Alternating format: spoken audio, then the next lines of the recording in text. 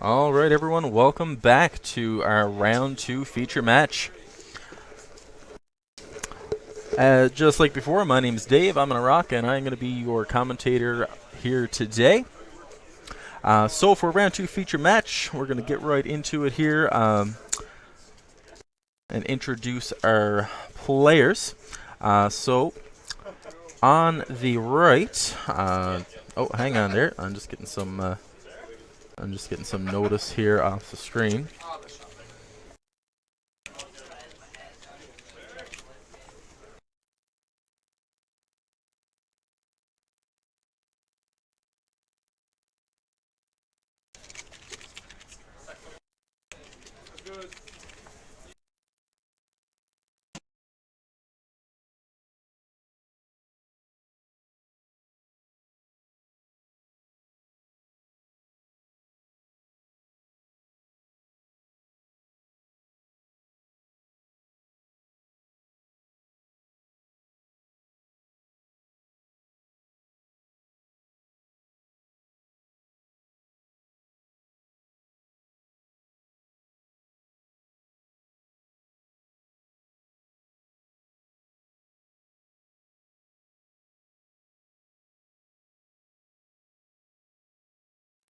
Alright, my apologies, we did have some technical difficulties just then. But we are back. On our left here today, we're going to be having William Jackman. And the player on the right is going to be Jeremy Hallwell. So both these guys tender locals every week. Pretty good players. And I'm really excited to see what we're going to see from these guys here today.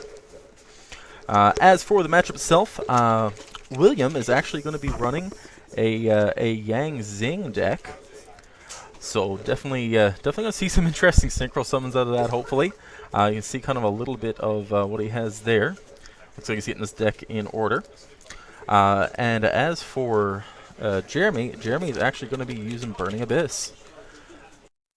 So just like our round 1 feature match, we do have some pretty common decks here, stuff that you'll see at not only championship but also regional level. So it's good to see some really well made decks here today. Unlike last time, we do actually have the life down there on the bottom that we can see not too well. I'm gonna actually send someone out to get that changed here now before the guys.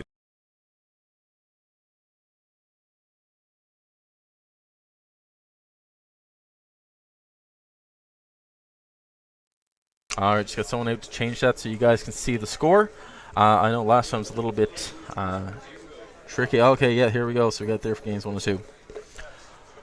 Alright, so we're going to get the dice rolls on the go here. Looks like William may have had some side deck cards stuck in there, so he's just getting that corrected before it takes too long. As of course, like any feature match, these guys are going to be on their own timer, separate from everyone else, since there's a couple of extra little formalities we're going to have to go over with them. But nonetheless, this is going to be enjoyable. Jeremy doing the good old pile shuffle there, 4 piles. Shuffling, obviously, really, really important, especially when you're playing a deck like Burning Abyss, since in that deck there's a lot of cards you really don't want to see multiple of. You don't really want to see multiple Skarms, multiple Graphs, or anything like that. Even like 2 Torgods in your opening hand can be a little bit cloggy. You really only want to see the one, so you can optimize your plays. As for Yang Zing, I'm not really sure what specific variant that he's going to be running. I know there have been a couple that have been going around. Some that kind of focus more on aggression, get the like the Yang Zing Unleashed and stuff like that on the go. And then there's some more that focus more, do some more stun-based moves. Alright, looks like the guy's timer has started. So we are officially beginning this match. Both players going to shuffle up the decks right there. And while waiting for him to start, again, thank you to Midgard Gaming for hosting our tournament here today. If you haven't been out here before, check them out here at Mount Pearl, just right off of the main road on Topsail there.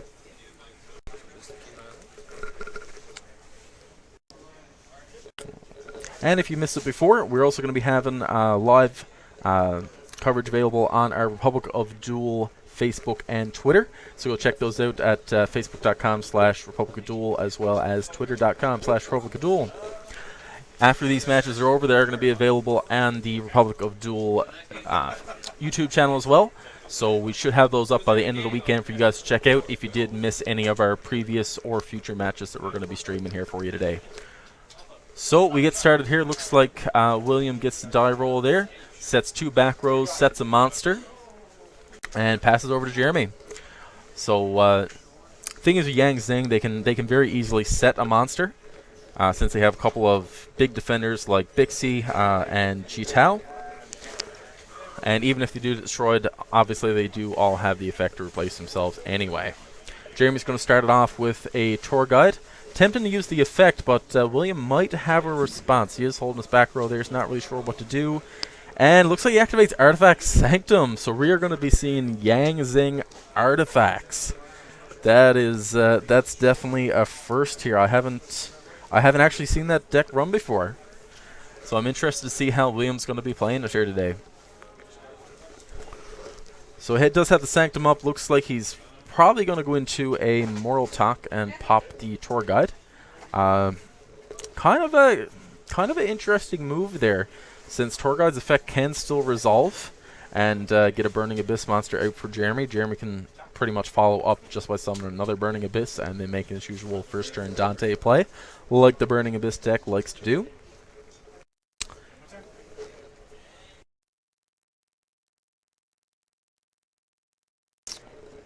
Yeah, it does look like William is just trying to make sure that Jeremy's strategy does not get going. He did play that Sanctum very, very aggressively. So I wouldn't be surprised if we've seen a lot more aggression out of him. Oh, looks like we just have a little bit of graveyard mixed up right there. So still Jeremy's turn. Is Jeremy going to be resolving? No, he actually chooses not to resolve the tour guide by the looks of it. Okay. Looks like he's going to be special summoning a Graph in defense, along with a Seer. Does William have a response to that? Looks like we don't. Going to be overlaying those into the Dante. Probably going to... Actually, other detach here is going to end up the same. We're not going to be seeing the graveyard effects out of them.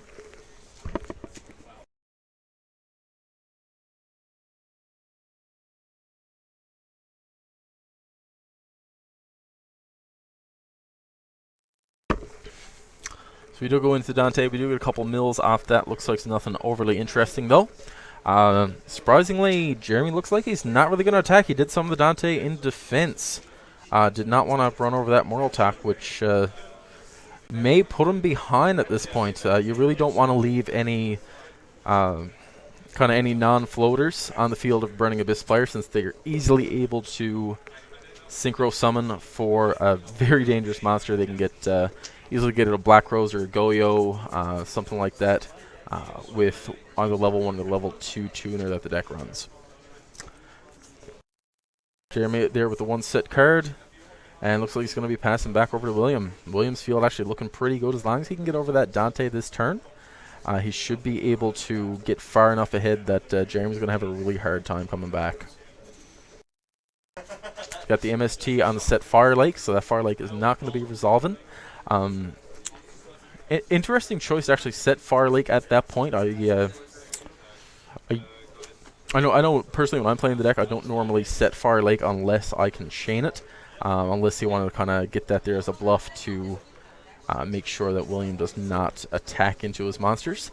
Although even when you think about that, most of what Burning Abyss runs, it isn't really that attack centric. It can be used at any time. So not really sure what was going on there, but the Fire Lake did get taken out. So if the Dante does go, he can add that back to his hand at least, along with something from Graph. William's still debating what he's going to do, and looks like he's going to be flipping the B on the 1600 Burning Abyss Earth monster. So will he have another play after this? Because he can't get over that Dante yet. That's the thing here.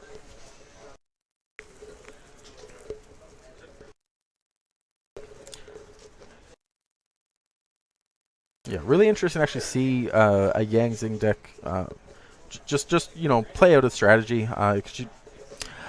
At our local meta here, we usually don't see them a whole lot, and when we do, they're usually just a straight up bog standard build. So it is pretty exciting for me to see a different build that we're not used to seeing. And oh, it looks like he's going to be using the Dark Hole to wipe out the field.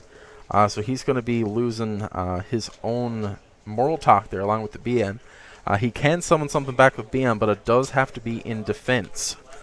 So that even slows down any aggression that he might be having here. So it looks like the graph is resolving. Jeremy did lay down the Scarm, but looks like he's going to be going with Seer instead. I can understand the logic behind that. It looks like he's going to let the Seer die if anything attacks into it, just to bring back the Dante in defense again. Because 2500 defense, none of the main deck Yang Zing monsters are going to be able to run over that. He does have to go in the extra deck to be able to get over that 2500 defense. Even if he's main decking Forbidden Lance, it'll only help him against attack position monsters.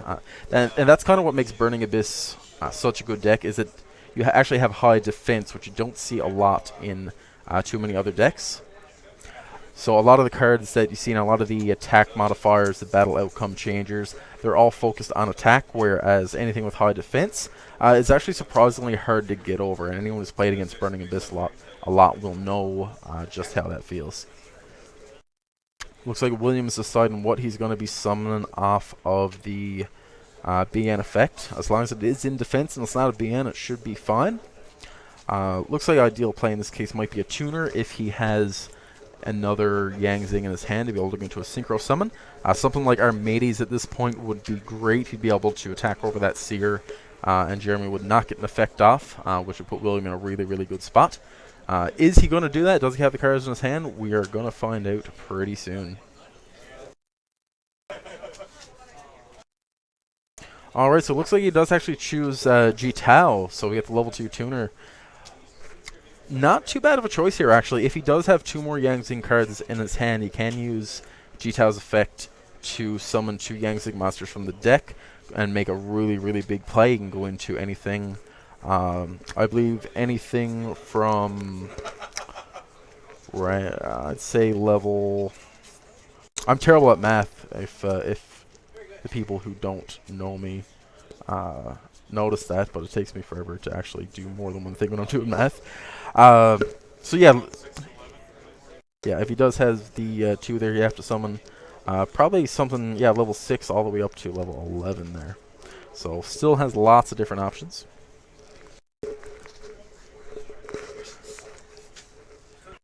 Is he going to do anything else? Oh, it looks like we can see his hand there, so he does actually have the 2 Burning Abyss monsters to be able to use the effect. Is he going to use it is the question.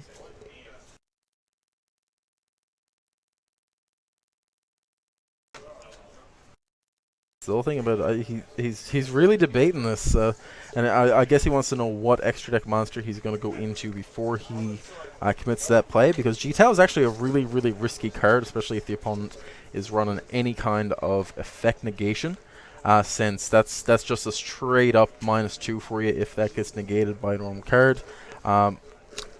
I suppose it's a -1 when you consider the fact that your opponent needs to spend a card on it, but it's still really bad. It still puts you behind, and many games have been lost before just from people negating the effect of Ji-Tao, which again you have to play very, very carefully.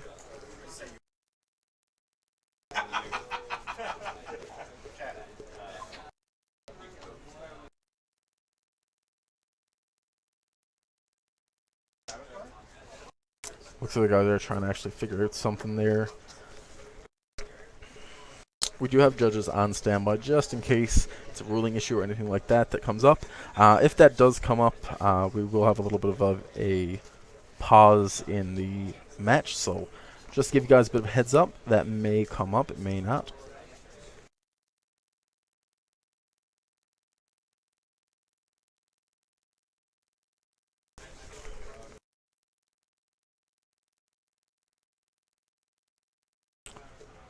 Well, it looks like he may have something picked out there. He does have... obviously, you always have lots of options when it comes to a synchro summon, especially if he's following the usual the Burning Abyss trope of having about 13 to 14 actual synchro monsters in the extra deck and very, very few Xyz. The deck can play both. It's just most of the time Xyz summoning is going to be overwhelming unless it's into something like a Castell or an Exciton just to be able to clear out the opponent's threats. Don't think we're going to see that in this situation, though. Looks like William is just going to have to decide on what he wants to use here.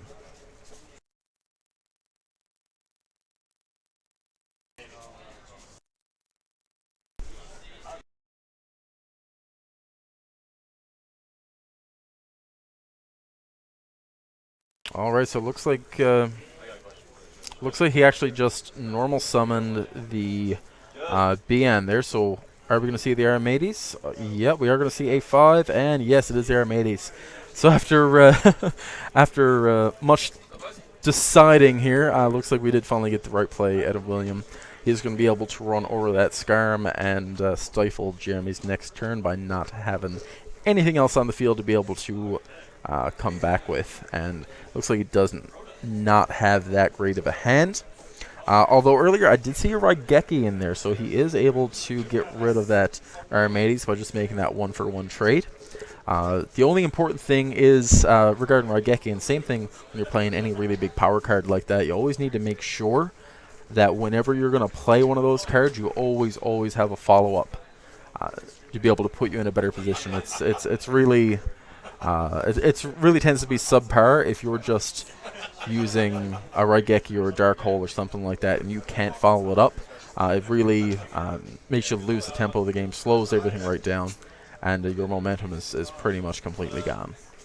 But it is looking good so far, and William does have that one more level 1 Yang Zing left in his hand. So Jeremy may not be too bad. Depends on what the rest of his hand is. If he can get something good off, he might be okay.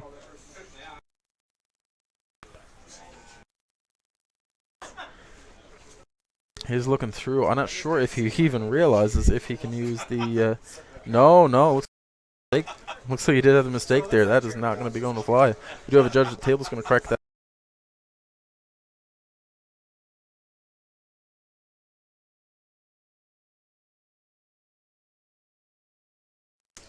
Yeah, it looks like the judge is at the table. He should be able to correct that there.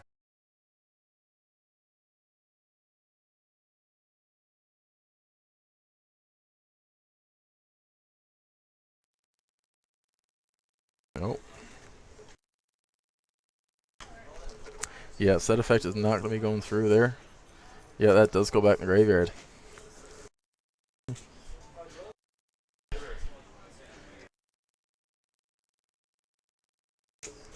All right, looks like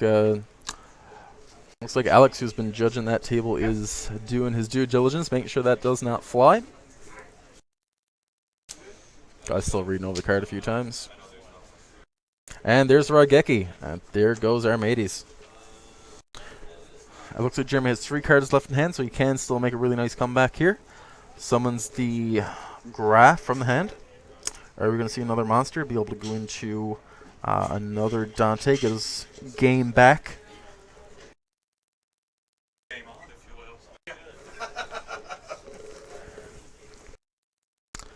No, still deciding there.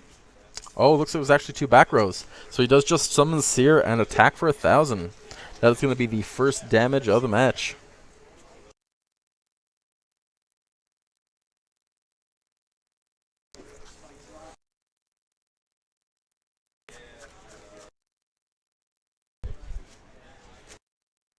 Alright, so with that, play is back over to William.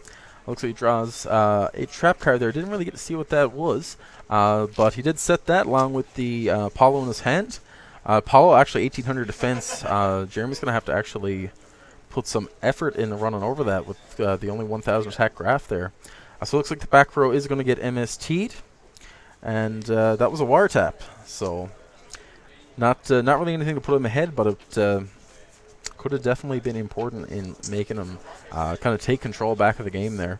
That Raigeki on there, Aramades, really did put him behind a bit.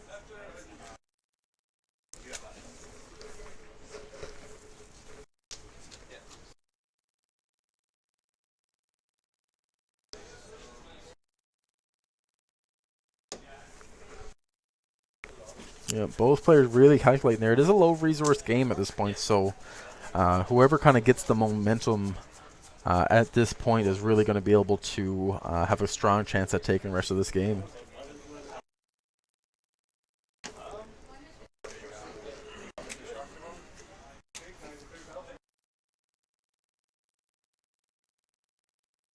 Looks like William is just straight up just debating whether or not he wants to risk taking out the Graph and potentially putting Jeremy back in the game.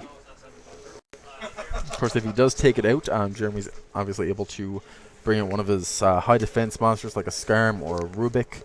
He could even go with a Seer and run it into what looks to be the Sewanee in William's hand to bring back a Dante install until he's able to actually get a bit of a field back again. So he does summon the Sewanee. Jeremy just reading over there. Does he have a response to it? He does have 2 back row, but he doesn't have a hand, so the Karma Cuts and Wind Blast, even the Far Leg at this point, none of them are really going to be able to answer William's field. Any short of like a Warning or a Bottomless or something like that, there's not really much that we're going to be able to do here.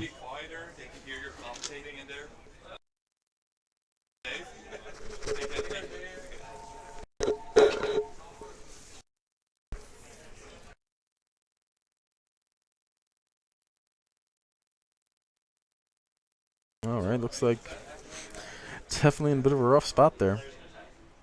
Is he going to be attacking over the Graph? That is the question.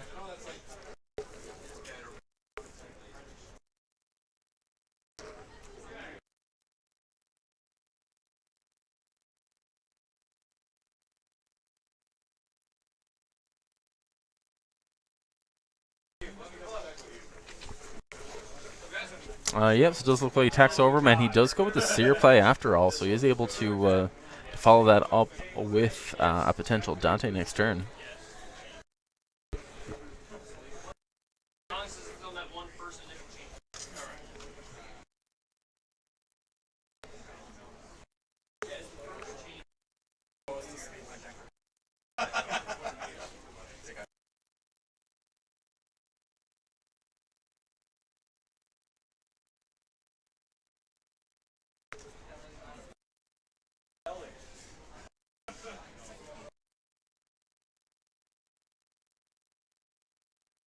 Alright, so looks like it is back over to Jeremy here now. He's going to be using the Foolish Burial to send a Burning Abyss to the graveyard.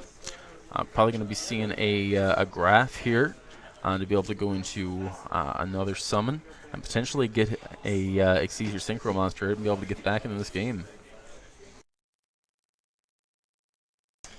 Yeah, that looks like the Graph. And what are we going to see next? Are we going to see a Rubik or are we going to see a Skarm? That's the question here. Yep, looks like it's Skarm, so we can expect a Dante follow-up right here. And really, if all those effects go off, Jeremy is going to be in a really, really good position. He's going to be able to not only summon something with Seer, but also get a Tour Guide for a follow-up play later on. So, bit of a rough spot here for William. Even with just 2 Yang Zings out, he doesn't really have too many branching plays at this point. He can maybe get off 1 Synchro Summon, depending on what Jeremy attacks. Obviously, preferably he would attack the set card, so we can go into a like a Goyo or something like that there next turn. But even Goyo's not really going to do too much here. Not enough to really seal the deal for William. So you can take that Dante back, just leave it in defense. But as soon as that hits the graveyard again, Jeremy is actually going to be able to get his card economy back on that. Yeah, looks like we detached the Seer to get so 2 Dantes out right now. Definitely not what William wants to see. It's going to be very hard to make a comeback on. However, the cool thing is about Yang Zings is they do have essentially their own on-theme Pot of Avarice in the form of the Yang Zing Path. So they're really not a deck to count out at any point just because of that 1 card. If any of you guys have played back in the big Pot of Avarice days, you know that as long as that card exists, as long as it was still in your deck, you could make a comeback at any time at all. So it looks like Jeremy's actually going to be flipping the Vanity's Emptiness and making an attack on Sewanee. So Sewanee's not actually going to be able to special summon another Yang Zing monster from the deck. And with that Emptiness up, that almost seals the game completely for Jeremy at this point. He does have an established field, and every time you have Vanities with an established field, your opponent is always going to have a hard time coming back from that. That's one of the reasons why Vanities itself is so powerful, is that it's one of those get ahead and stay ahead type cards. Yeah, there's actually a lot of debate going on right now. Obviously, we have the new Forbidden Unlimited list coming up on the beginning of the new year, so on January 1st. A lot of people expecting this card to either get limited or forbidden altogether. And honestly, I can see it happening. I can definitely see that going to 1 or even 0. Vanities has such a big impact on the game right now, and it is it's not too over centralizing, but it is centralizing enough to warrant at least some kind of limitation for sure. So it looks like the play is back over to William. William just sets one back row. Doesn't look like he's got too many options here right now. He does have the Apollo, who has no attack at all, so he can really only just sit on that. And until he can get rid of that emptiness, there's not really a whole lot that's going to get him back into that game.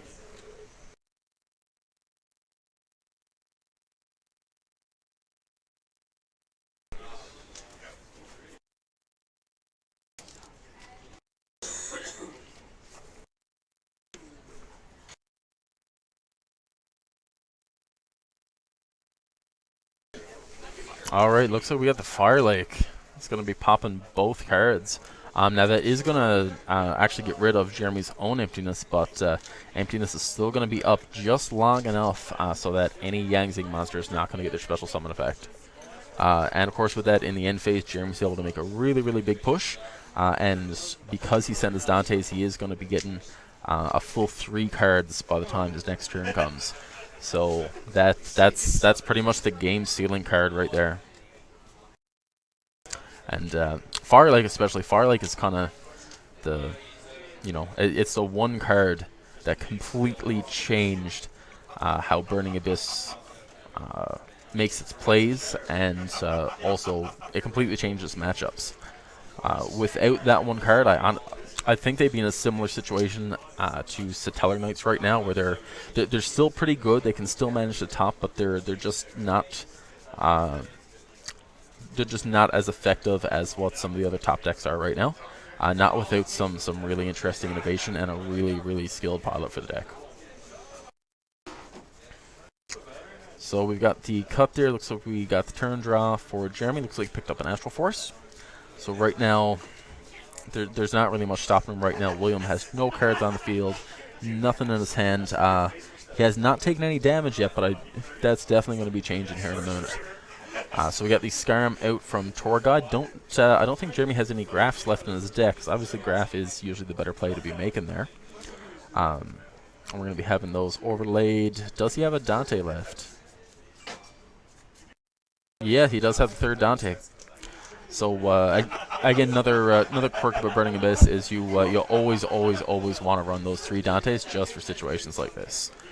He's going to be milling a couple cards here. Nothing he's really going to be using right now.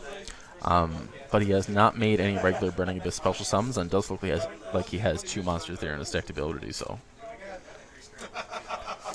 He's even in a situation now where after his turn's over, he can either keep the Fire Lake out just to prevent anything William tries to do, or he can even rank up the Dante into Constantine Pallades.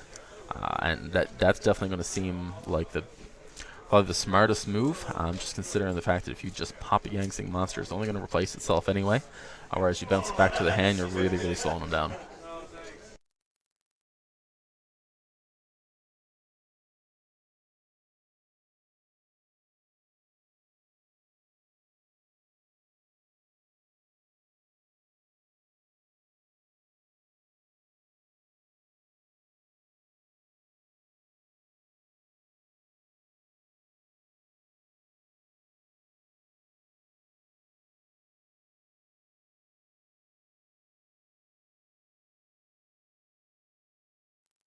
Alright, it does look like Jeremy's going to be actually bringing out Virgil in this case.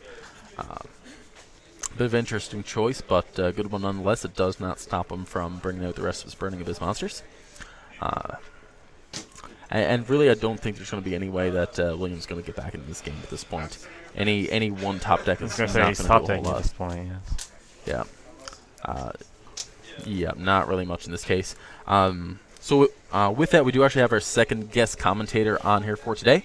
Say hello to John Mahoney. He's going to be joining me here. Just finished up his round 2 match. How'd it go, John? That's correct. I 2-0'd Shadal's. Playing Battery Man myself. Actually went pretty well. I got the OTK through Game 1.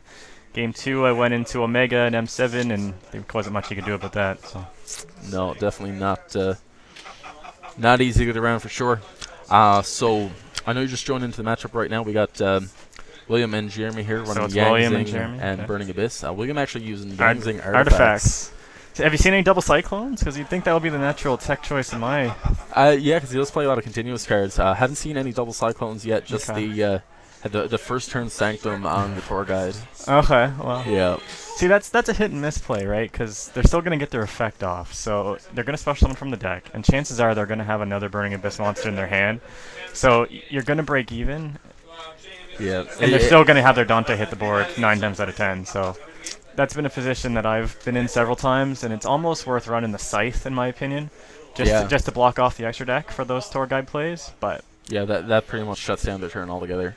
And they can't even summon any other Burning Abyss. They'll just pop themselves into the field. It buys you a turn. It doesn't gain you any advantage, but it does buy you a turn. Yeah, alright, so it looks like the guys are getting into game 2 here just into the side decking. With Jeremy really coming back from a little bit of a rough opening and dominating the latter half of the game.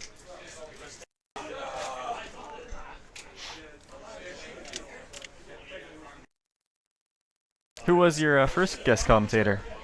First one, actually, last round was Jeff. Okay, yeah. Yeah, Jeff was on here for a little bit. How's he been making out?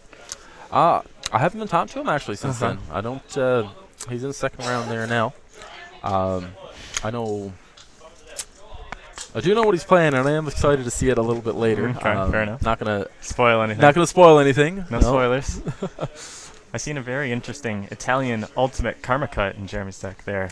That's quite the gem. It is. It is. He's bringing a little taste of Italy. Yu-Gi-Oh's half about the skill, half about the bling. Yeah. It is. Yeah. Yeah. So what would you side in if you were playing Burning Abyss? In mine, I usually use the Stormforth and Vanities. Those are kind of the go-to. Help shut down the recycling of the monsters. It does. If you tribute them, they're not going to get their effects off. It does actually look like Jeremy has something very similar going on here. I see that. Interesting. Yep. So I did not know he had those. No. So yeah, all those going in. That's as soon as one of those hits the field, is going to be very rough. It's tough too because it shut down artifact monsters too as well. So it's like neither one of his engines can function efficiently. Yeah, and even with Majesties over Vanities, it's still really rough because I mean you can still summon the Moral Talk. It's just not going to do anything. So yeah, the key is I don't even know what Yangzing would have, to be honest. No, they just have to run it over. There is they do have that new card though. The can't remember the name of it right now, but it does double the attack of a Yangzing. So that can definitely be useful. I haven't seen many builds running it. No. But definitely an interesting side deck choice, even against Cleaforts as well. Right. Because Cleaforts can do a lot of damage to them, but if you just run over their monster, there's not really a whole lot they're going to do to get through that. Ran into that last match too, actually. I Battery Man 9-volted attacked a dragon, and my opponent believed that the dragon got its effect for hitting the graveyard as a result of dying by battle. No. And as we know, that is not the case. No, it is not. I should also point out that my opponent also tried to normal summon a Chaos Sorcerer. Pro move. Yep. Pro moves here at the Avalon Yu-Gi-Oh! Championship. Absolutely. Yeah.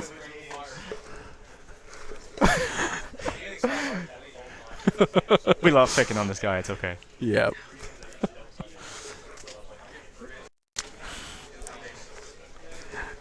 Excellent. Looks like they're ready. Yeah, looks like Williams just finished up last beside and Jeremy. He's using some practice rolls. Yeah. He's getting those snake eyes out of the way so he doesn't get them later. Yeah. Yeah, I'm actually happy to inform everyone that we've transitioned from Yu-Gi-Oh! To Yahtzee. I am glad people actually brought dice today, because there's usually a dice shortage at these events. There is. Like any given locals, you'll have, like, for every 10 players, you have one dice. You know, dice flying across the room all the time. Yeah, dice me. Someone's just a resident dice jar. Yeah. All right, looks actually like William has looks like he's gonna be sliding a mistake, which is actually pretty interesting here. Yang Xing doesn't really do a whole lot of searching. But mistake only really gonna shut down Dante and Skyrim. Searching the tour guide. That's about it. Yeah. You can definitely see why it's in the side deck though, with Cleforts and everything being around today. Yeah, for sure. I just don't know if it's the most appropriate choice for this matchup. Then again, if you have some cards that are going to be dead in your deck, and you have something that might come in handy, it's better to use something that's, for sure, definitely only dead sometimes versus always dead. Even if you have two subpar cards, get the ones that are worse. Exactly. In that matchup. A lot of theories about the side deck. A lot of people just use it to take out the cards that are going to be least effective. Some people put in specific cards to counter certain decks.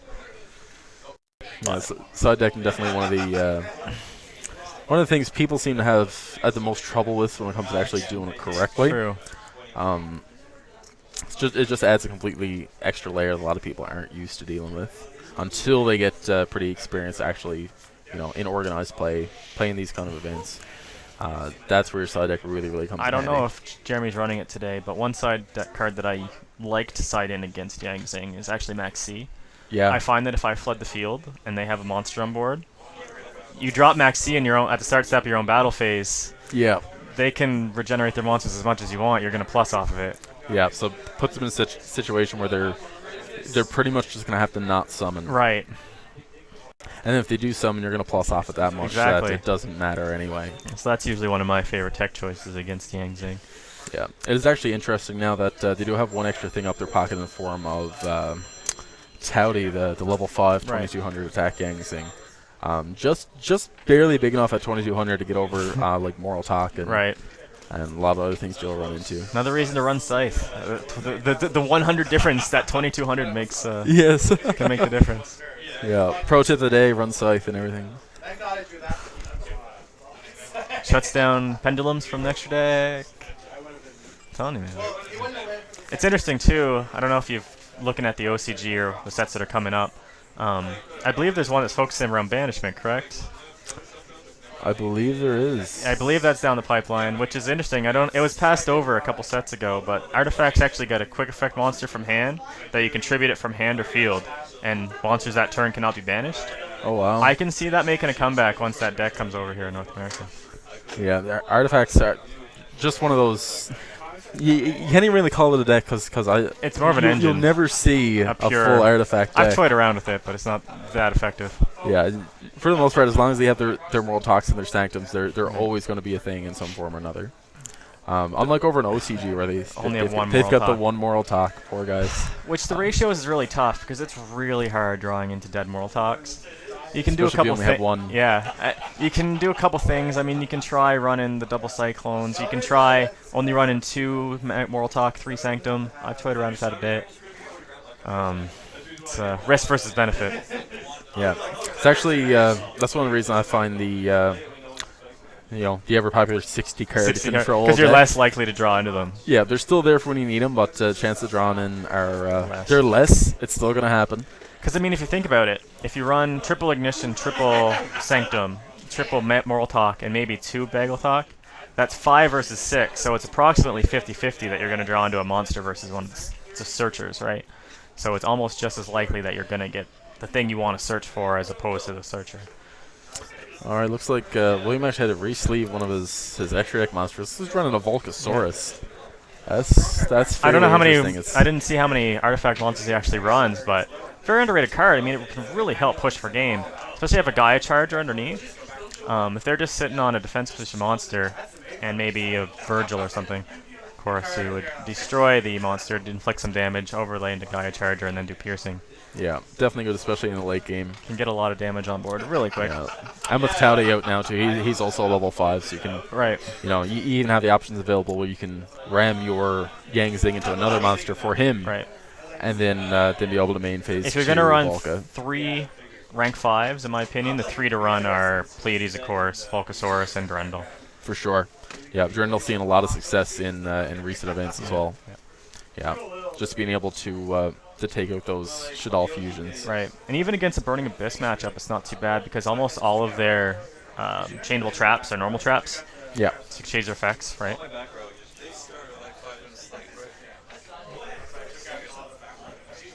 All right, so we're finally in the game that too. was quite the long side. Lots of mind games going on there. It was, yep. Jeremy practicing his Yahtzee skills. One opponent seeing how many cards the other opponent was siding in, and then clearly.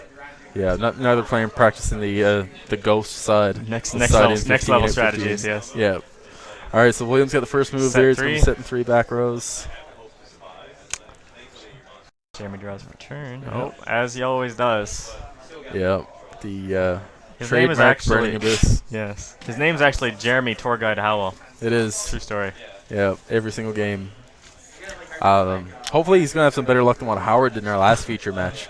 I heard that he lost. Yep, game 3 against Satellar Knights. He did all 3 tour guides got stopped. Nice chained MST onto the emptiness from hand. Jeremy making a good play. Normally a good play to hit the non-emptiness back row, except in this situation where you need don't the chain resolve. Exactly.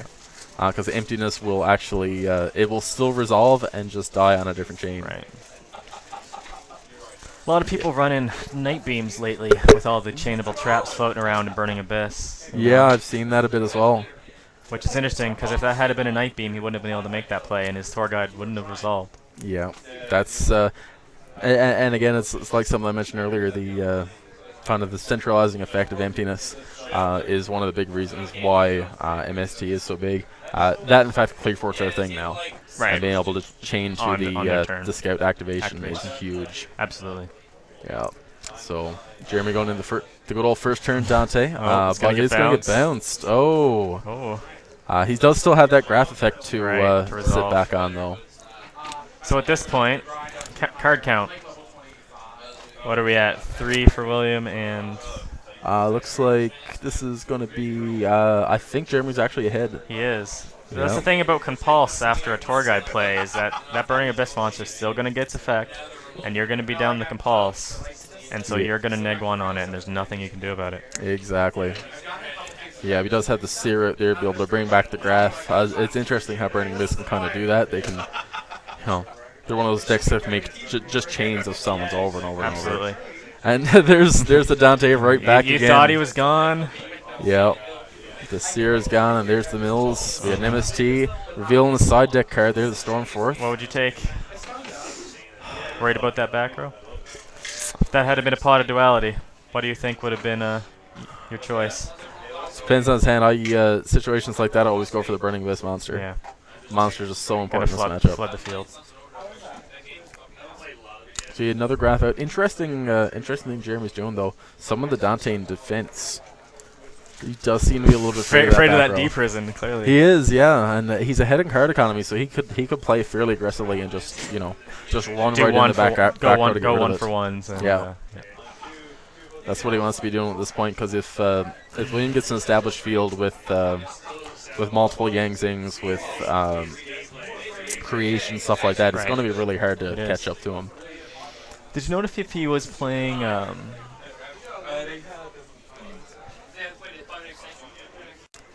All right. Looks like they're getting a time extension. They started later than the rest of us, apparently. Yeah. William deciding. Looks like he's deciding if he wants to use his back row in the end phase. Wonder what it could be. Maybe an MST, something like that. No, looks like he just receives his turn. That's the monster. He does have a Yangzing Path in his hand, though, so if Jeremy manages to run over a few monsters, he can definitely get back in the game. And again, that Beagle Talk, so painful to draw into. It is. And there's the good old end phase Fire Lake. Yeah, same thing happened in game 1. Takes out a Yangzing creation and looks like a G-Tao. Yeah, and boy, is he up cards now. Yep. Yeah, Fire Lake being the one clutch card. That's essentially the entire Burning Abyss game. Resolve Fire Lake as often as possible. Yes. Resolve it once, you should win. Resolve it more than once, you're probably going to win. So he's resolving his effects off. You got the seer out there. Just a never-ending cycle of monsters hitting the field.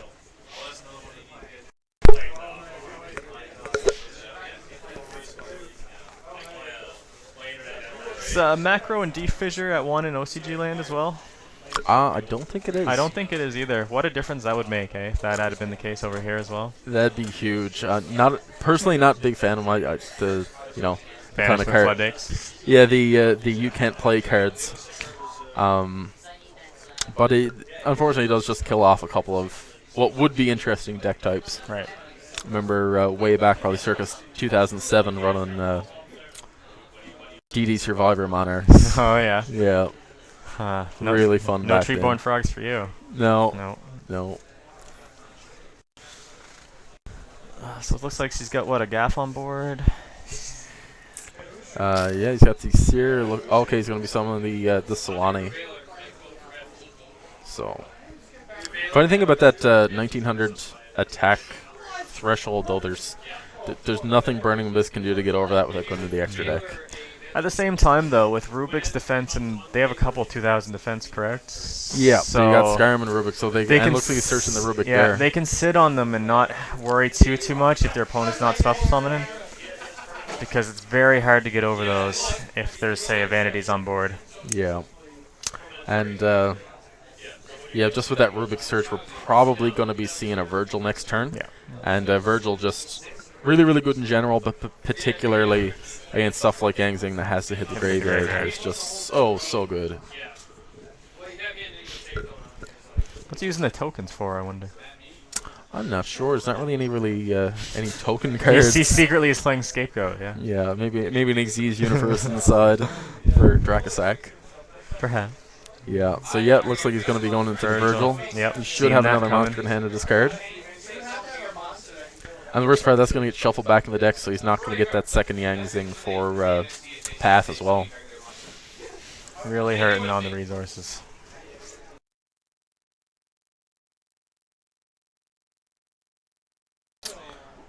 Yep, summons the Graph through Seer.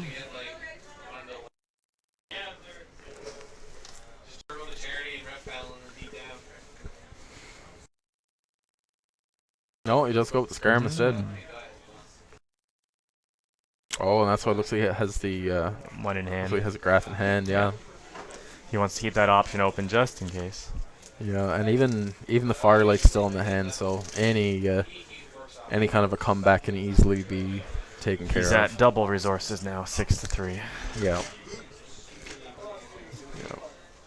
Yangzing's a fairly slow deck too, so they're not really. They really don't like being low on resources. Need a little more control. Yeah, we haven't actually seen. We've only seen one synchro summon this entire match at William as well. That was for an Archimedes. There's a combo with Herald the Arclight and the Yangzing, is there not? I believe you can special summon it back and have a macro on field. Yeah, there's a couple of different plays with them. Even just that card on its own, even the banish effect of it. Right. It's fantastic. Yeah, just being able to just get that out in this matchup when you're ahead, and you can pretty much just sit on that for a while. It's a negation too, right? Yeah. And yeah, special summon that back every turn.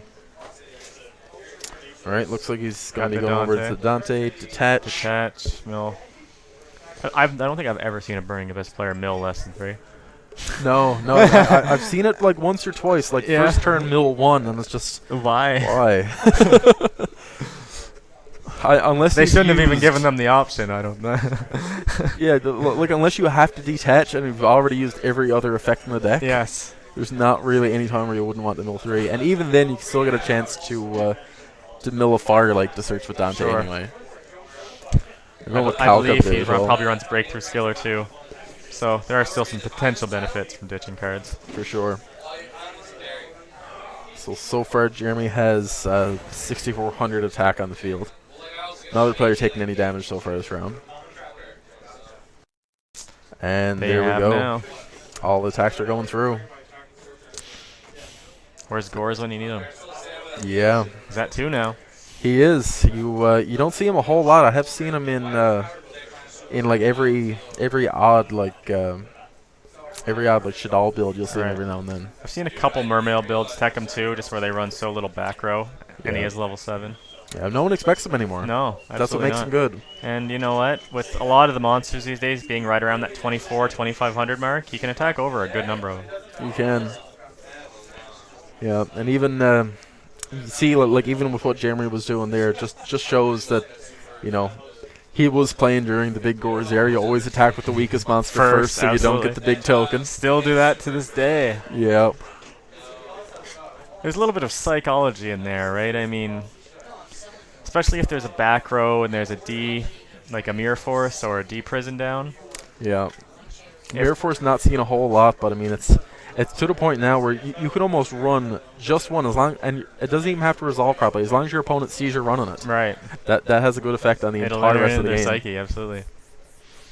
Oh, he made a follow up with a foolish burial. And a very pretty super foolish burial at that. It is. Jeremy liking the bling. He I actually asked him about that one time before. He told me, I feel like because the cards are shinier, you'll draw them they'll more be often. better and you'll draw more often. It's like if you have an ultimate first ed, Vanity's Fiend, you can still special summon and your opponent can't. Yeah, Sure, it actually just gives them extra effects.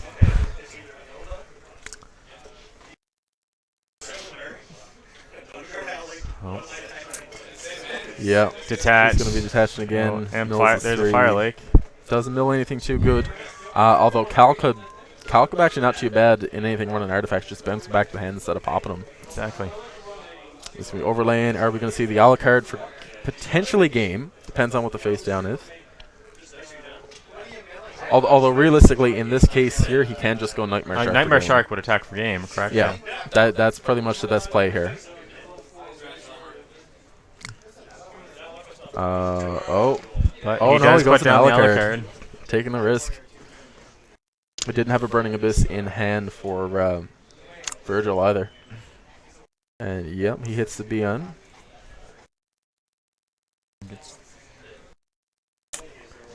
Yeah. So yeah, he's still in this game. Technically, yes. He'll float monsters on board the rest of the turn. It looks like. Yeah, he can still top deck Raigeki.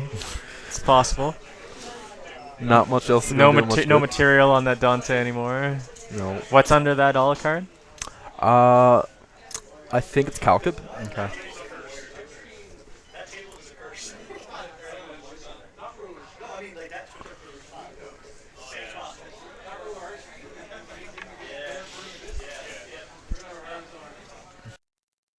Yeah. Oh, looks like we had the Judge 8 there just for a minute, just to see. I assume if the Alucard actually triggers the effect, which it would in this case. It would, yeah. Puts up a Cleafort at 316 sign. Yeah, some of the comments. Some interesting commentary going on over there, yes. Tumbleweed.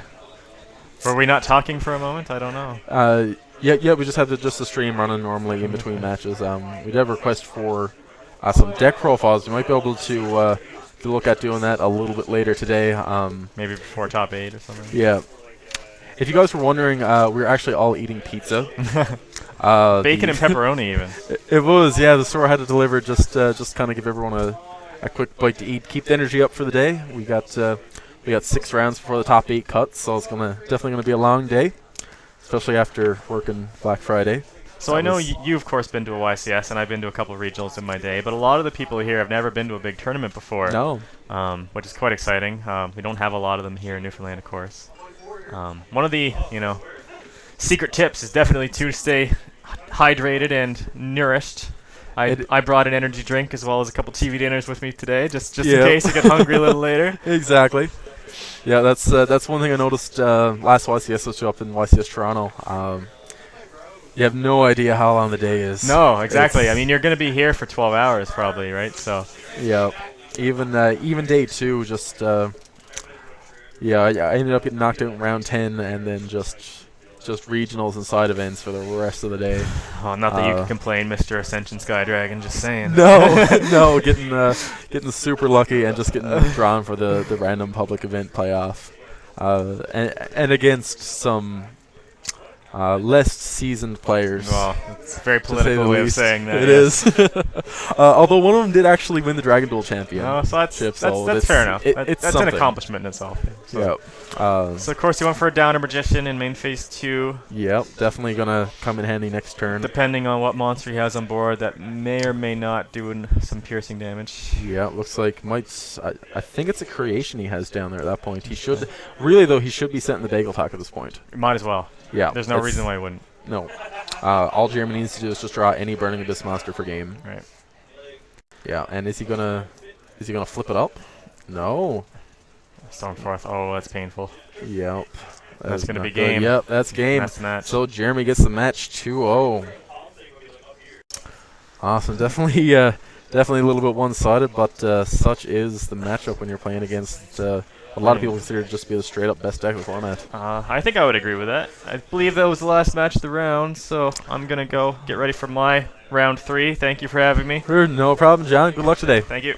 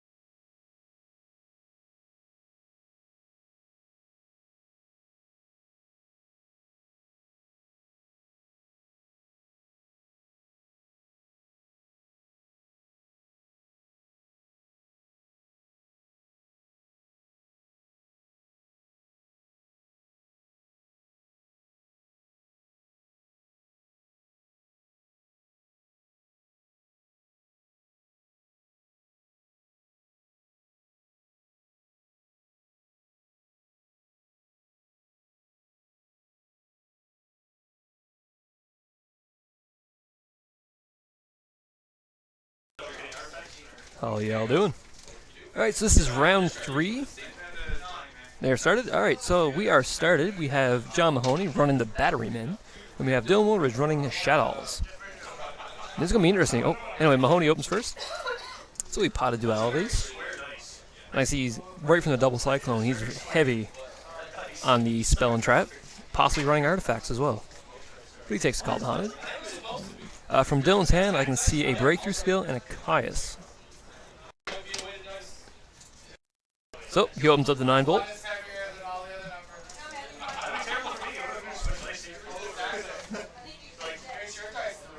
I believe that's Industrial Strength. I'm not too familiar with Batterymen, but as of the support from the last set, I believe it's actually a pretty formidable deck.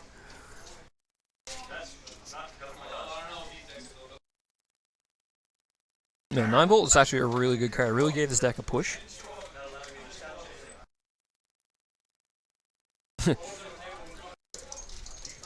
Oh, I did believe I saw an ignition, so that confirms he is running an artifact in there as well.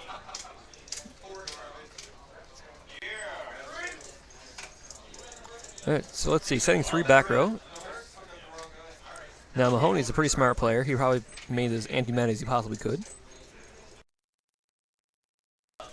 Call the Haunted. Oh, it's getting another search, I believe. Yes, 9-volt will get another search. Yep, there are the Sanctums. So if I remember correctly, Batteryman really sets up as a microcell. Batteryman set up to go for an OTK. They're not really a slow play advantage, they just kill you as fast as they can.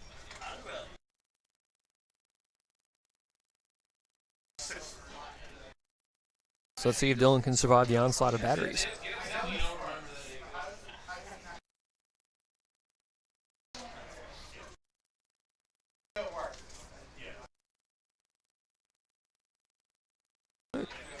So he drew a Monic Storm for it. That could be a combo piece that he's looking for. Stormforth's a very powerful card with, I believe, oh god, what's his name? Apologize, I'm not familiar with some of the Batterymen names.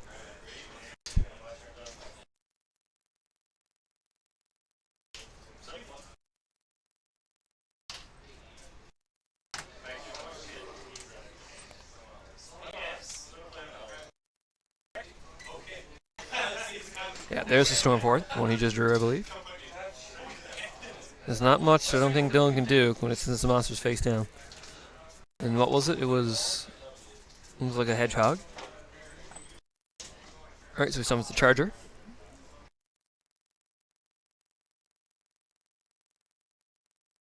So Mahoney could be setting up now for the OTK here.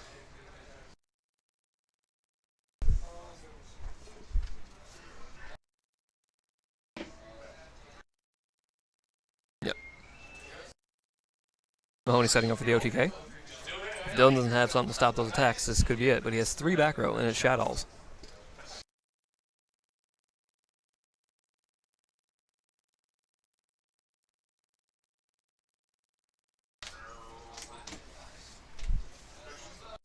Mine coming to. I gotta get Dave.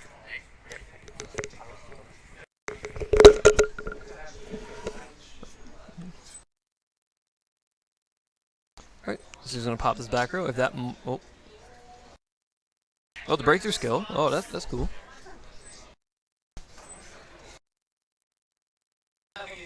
But special's another one. This is a huge board Mahoney has now. So if he can survive, if Dylan can survive this onslaught, he might be able to retaliate.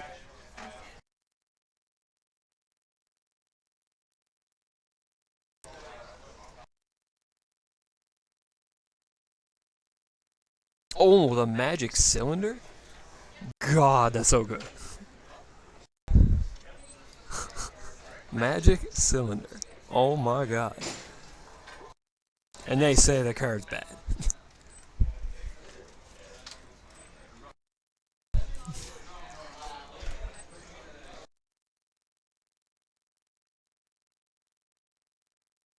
So if you don't know, Magic Cylinder negates the attack, and the attack of the attacking monster is deducted from your opponent's life points. So essentially redirecting the attack.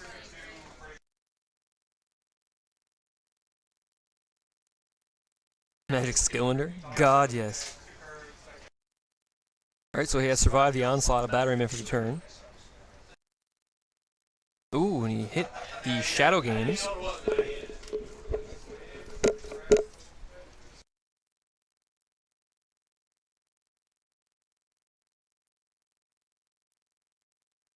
No, I believe Industrial Strength is tribute to Batteryman to pop a card on the field, if I remember correctly. I'm not quite sure what he sent. It's off our camera, but we'll find out. It might have been the Squamata, just to thin the deck out. Looks like he's going to send a Falco.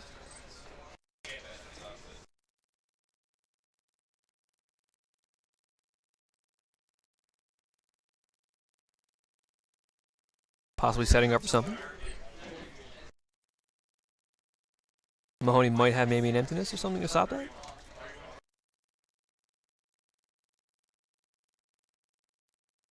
Nope, it's good. The summon of the Falco is good. For those who say that ain't Falco, that certainly is Falco in this situation. Wow, that was bad. I apologize. Alright, so it looks like Mahoney turns over. See if Dylan can retaliate from this. Now, I do remember him having a Caius in his hand, so that really could help. So he flips the Falco.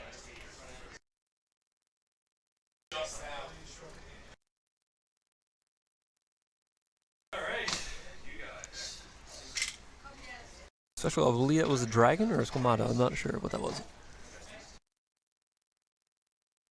Oh, there's the Caius that was mentioned earlier. So he's going to tribute the set one to summon Caius. Oh, and he hits the warning. See, that could have been bad because he could have synchroed with the okay.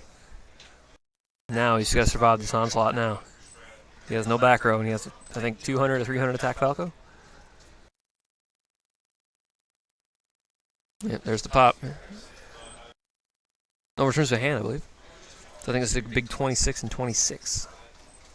Oh, and that's it. That's the game. So Mahoney takes game 1 with his Batteryman.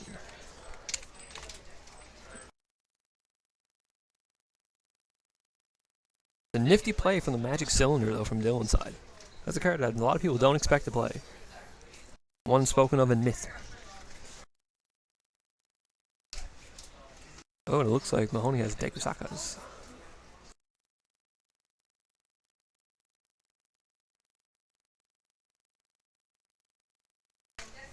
So deciding is in progress.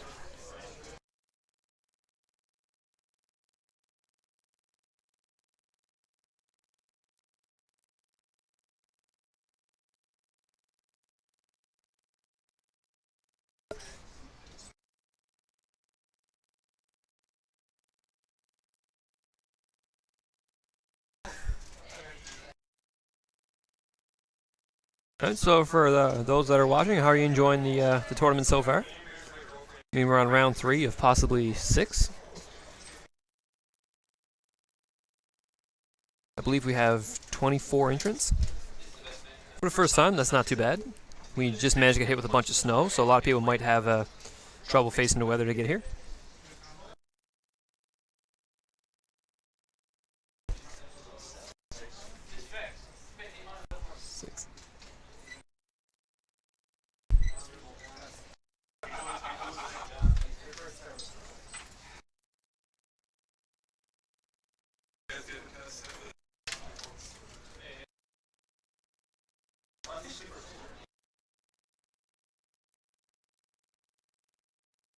Next time.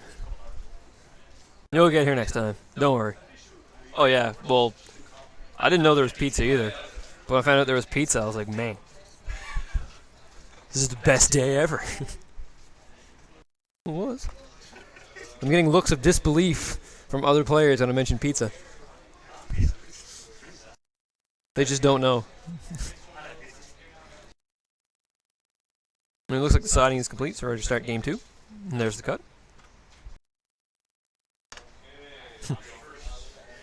Where's my pizza?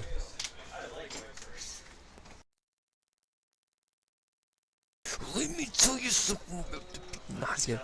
Alright, so I'm not sure who's going to be opening.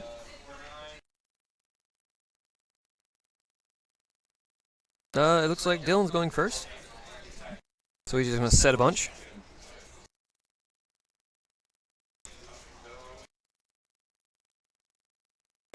So we see a duality for a Sanctum, a Stormforth, and a Shadmere. That's probably a really tough choice because all three are actually really good cards. Sanctum, well, yeah, Sanctum just get the artifacts going. Stormforth to get at that Batteryman charger.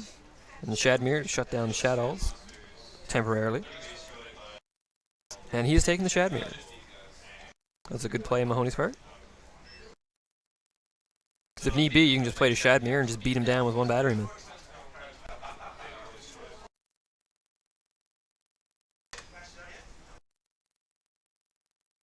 Interesting deck. There's a lot of Burning Abyss decks here. Mahoney has a Batteryman. There is a... Oh, Dekusaka. Oh, this could be... Dekusaka, now Dylan cannot activate those set cards.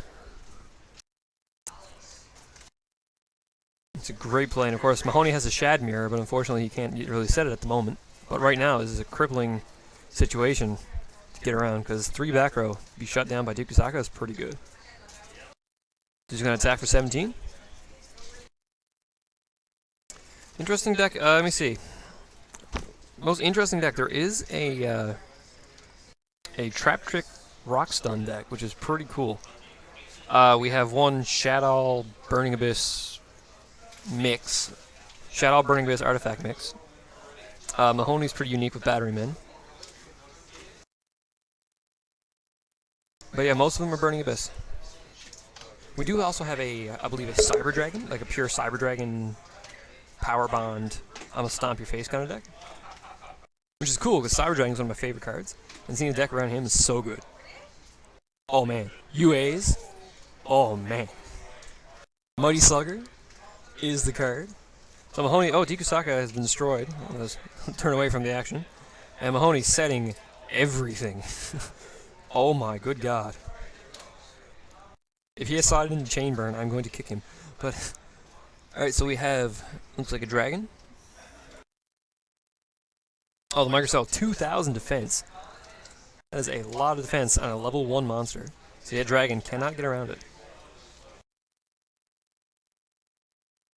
The advantage this deck creates is just so much.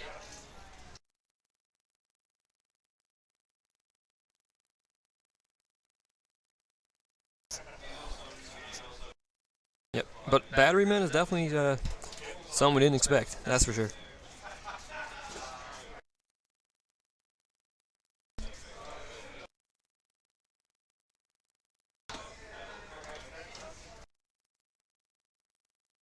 Oh, it wasn't 2000. I thought it was. I swear it was 2000 defense. Oh, got another one. The advantage doesn't stop. There are no brakes on this train. And plus, with that, with 5 back row, one of them being a Shadmere. Of course, Dylan knows that this is a Shadmere somewhere, as Mahoney had got it from a Pot of Duality earlier in the game.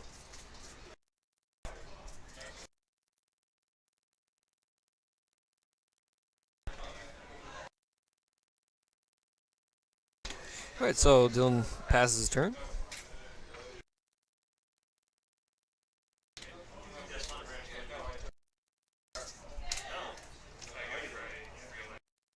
So Mahoney with 3 cards in hand, with 5 set back row. Having 5. Oh, okay. Double Dragon beat. So the one that's closest to his deck, I'm going to call it Bimmy, and the other one that's on the other side, I'm going to call it Jimmy. So that way, Bimmy and Jimmy will beat him down. It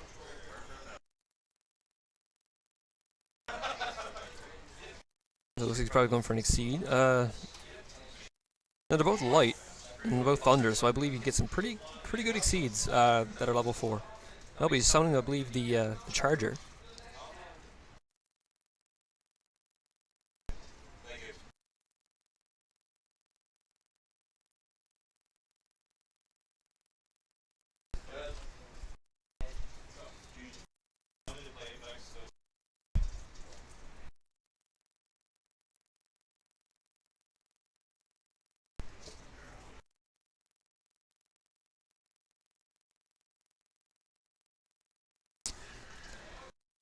Alright, so he gets that micro, I believe the industrial strength. And you get a special that when you control 2 or more batterymen. Such a good card.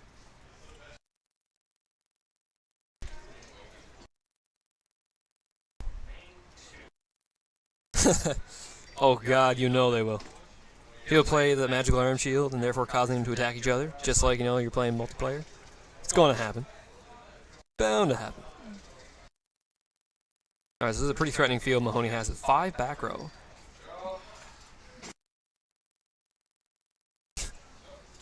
Oh, we have an Exceed. Will we see a Star Liege? Will we see, what will we see? Ooh, the Omega. Constellar Omega. No. Where's Omega? Oh, and there's the other industrial strength. And he's exceeding?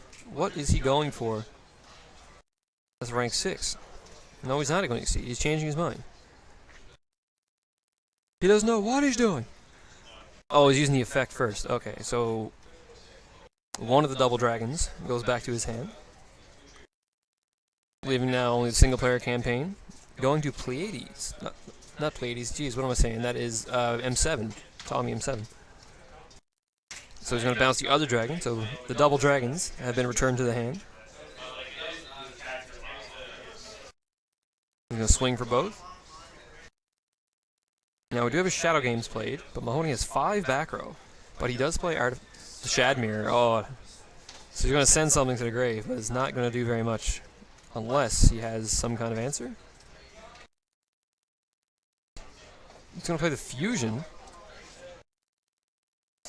That El Shaddai Fusion is a quick play, basically polymerization for the deck. However, the Shadmere is still up.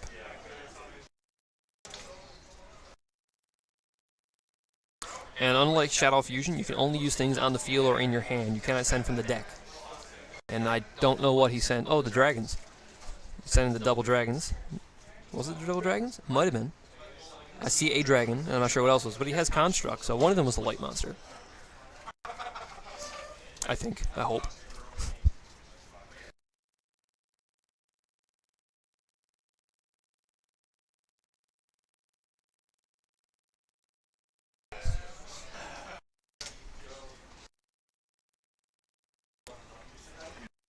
But it was a good play, because he already used the effective of M7, and now he's a light monster.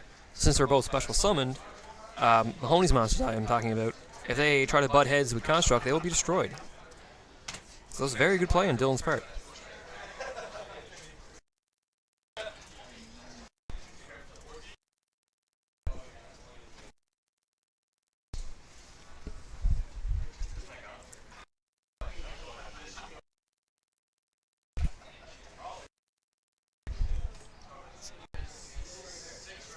So I'm assuming Mahoney's going to call off the attack if he does not want his things to die.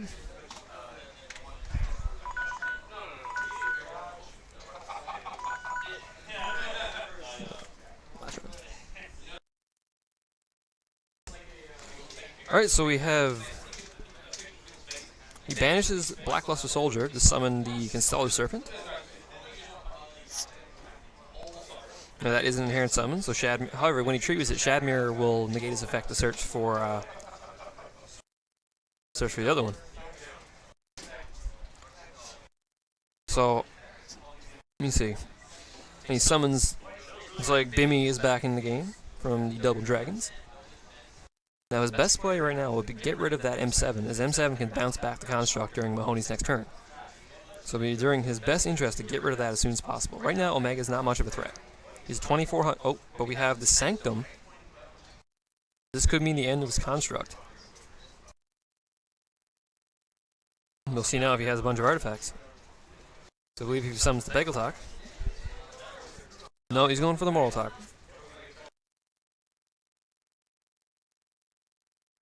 Oh, he's destroying the dragon. Bimmy has nothing. He's gone.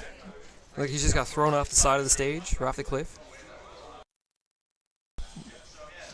But his eye can keep the Construct out, which is interesting. He must have a plan for Construct. Perhaps a deprison? Something?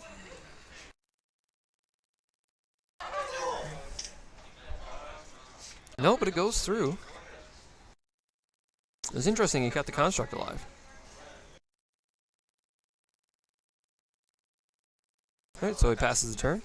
He must have some kind of plan for that thing, because right now he has nothing to get over construct. And since construct's a light effect, light attribute monster, the Shad Mirror won't do anything to it. But Bimmy, never forget, 3:55 p.m. Avalon Championships here at Midgard. Bimmy, he put in work.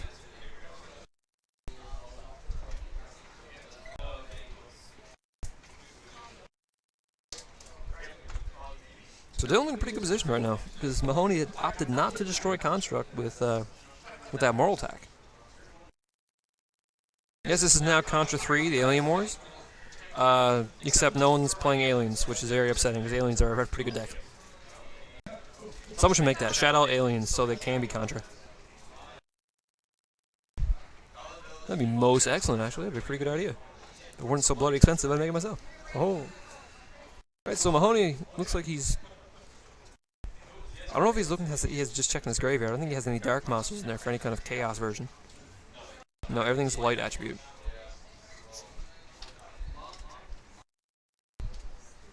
This is turning out to be a good game. The OTK was fought off. Called the Haunted. Alright, it looks like he might be bringing back one of those 9 volts to get more search power. Does he have some kind of emptiness? Does he have MST? Because that 9 volt will get the search when it hits the field.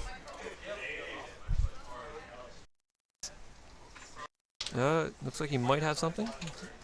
He has the wiretap. Alright, so that Call the Haunted goes... It's pretty good. I mean, there's already enough advantage.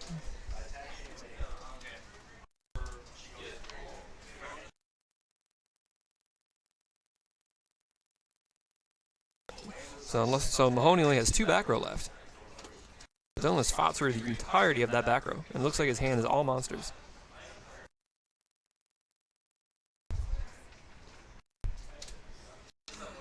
And did he open 2 Call the Haunts? I don't know what he's thinking.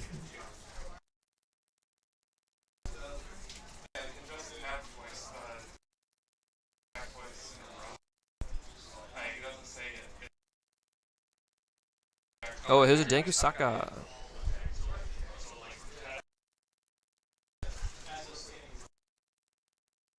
Oh, he magic cylinders the Omega, but the Omega's gonna use his effect to make himself unaffected by it. The magic cylinder putting in work, scaring that Omega. So he sets the card and passes his turn. Now, what's interesting is Mahoney could run Honest too, because Denkusaka, however you pronounce it, is a light monster as well. Construct looks like he's attacking. I'm not sure what he's attacking. Possibly the Omega to get rid of it. Possibly the Saka. Oh, it's the Sanctum. And he used the wiretap on the Call the Honda, not on the Sanctum. And that Moral Attack pops it. This is a very bad position now for Dylan.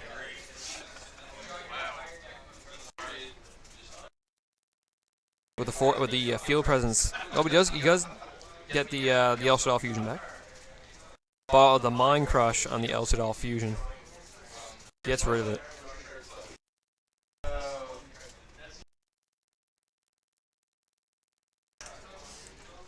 So this is a horrible position right now for Dylan. But just in case, just for kicks, let's play the second Shad Mirror. So now Tikusaka's effect is activated, so Dylan can no longer set. And the Pleiades. This is a horrible position now for Dylan. And that's the game. I believe that looks like a scoop. You can't play any of it. And I believe that is the game. So Mahoney takes it 2-0. Batteryman defeating Shadows. Unless he's citing the Mistake. Mistake's pretty good against Batteryman. Oh, the Grand Mole. Alright, that was pretty good. Batteryman takes it in 2.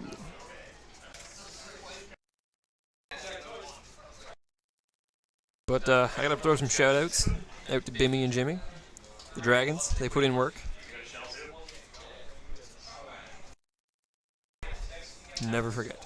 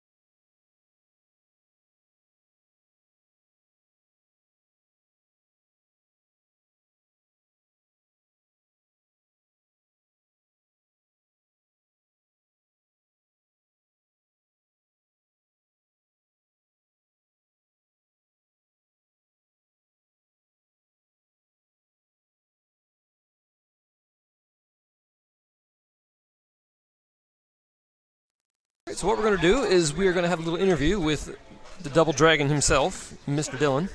He's going to come out and talk about what he thinks of the match. I mean, this is definitely an interesting matchup, something you don't see very much. Is it that bad? The pulsing camera?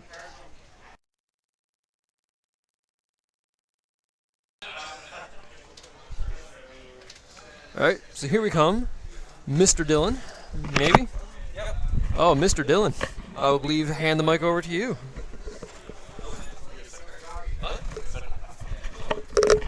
I believe we have a second headset. Yeah. So I gotta say, the Double Dragons, Bimmy and Jimmy, were putting in work, Yeah. having the Double Dragons out. So how'd you find the matchup with Batteryman? It was a pretty good matchup. It's a good deck. It's definitely something that's not seen very often. Yeah. I think I should have probably went to Winda, probably first turn. Still waiting for Construct. I think so. Construct, it got you around the notice the M7. Yeah. Also, he must have had double sanctums. I noticed that he played the first moral attack to destroy your dragon. I'm like, Yeah. why didn't he destroy Construct? He must have That- something planned. So. That's what I was thinking too. Yep, but he was in fact afraid of Exciton. That is why he didn't kill it. I was questioning why. But Yeah. I don't even remember you next time. still got it. So when the Construct, I believe they're saying Construct is actually now Contra 3 Alien Wars. So they're making some alien shadows. But yeah, he played pretty good. First game I thought was pretty rough. I mean, Yeah. he just went balls to the wall and just got you. But you almost came back second game though. That was pretty good. Yeah. So does any changes you probably make to your shadows now, or I'm going to go down to 2 Wyvern and 2 Claps now. they're dead in your hand? Yeah. The clogging.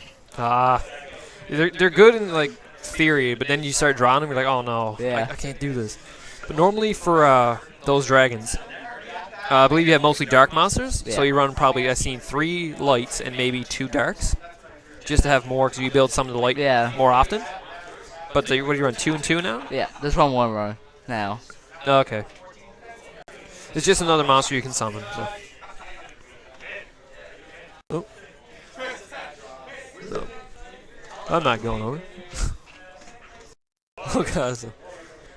Yeah, so what is your record now? 2-1. 2-1, that's not bad. I mean, we got a couple more rounds to go yet. Yeah. You're still in pretty good shape. I'm not going to lie. Pretty good shape. And so it looks like most of the decks here are Burning Abyss. How do you feel with that?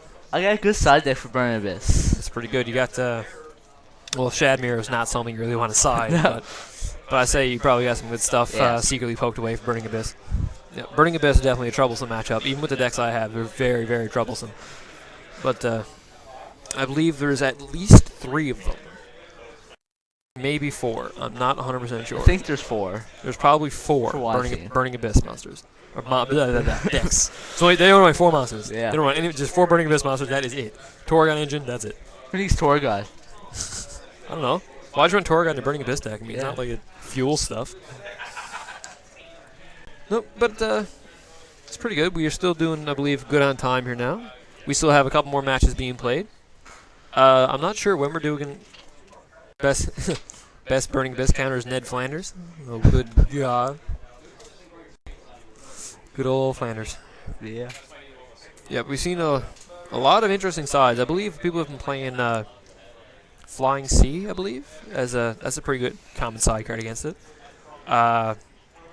What I find troublesome about that though is the trap, the Fire Lake trap. Oh, I got 3 wiretaps for that. 3 wiretap. I was thinking, like last time I played it, I was playing my my UAs, Yeah. and I couldn't keep the field up because I'd summoned something and Fire Lake gone, Yeah. and it sucked.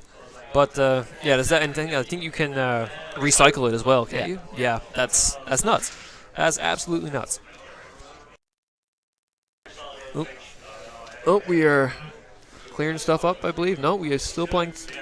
How many matches we got left playing? We have. How many matches we got left playing on the go now? Three more. Oh, 3 more rounds in top 8. Okay.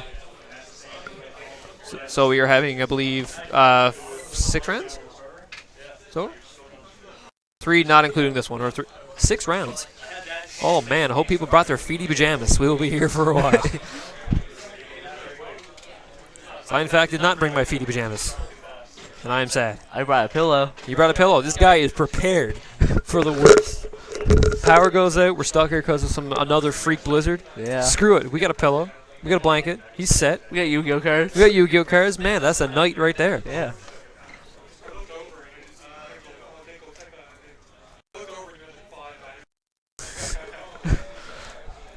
Yeah. Yeah, I saw the play. I was like, oh my god. Oh man, I was saying Bimmy and Jimmy. Like, never forget out here. So.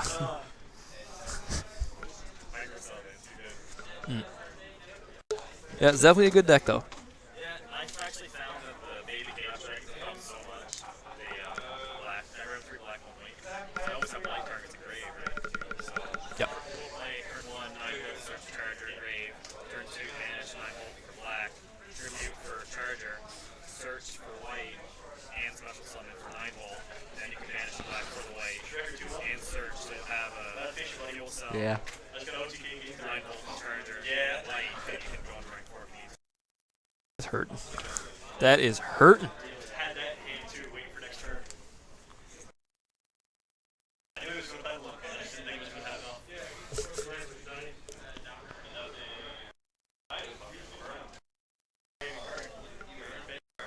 Let me get rid of these, I suppose. Yes, sir. All right, we'll be back momentarily.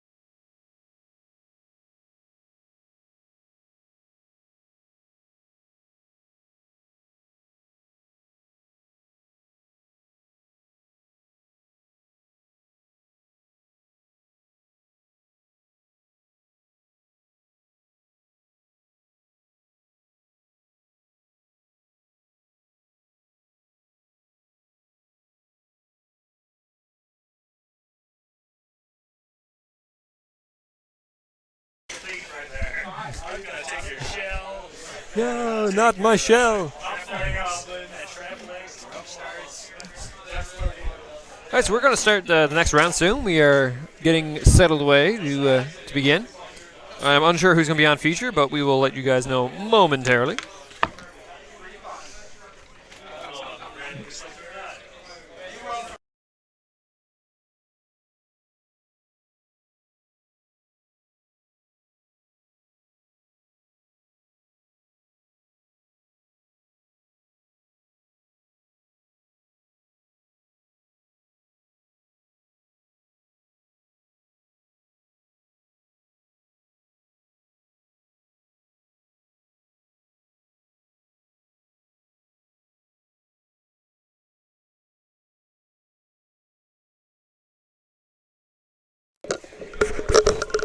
Alright, it looks like the feature has been selected.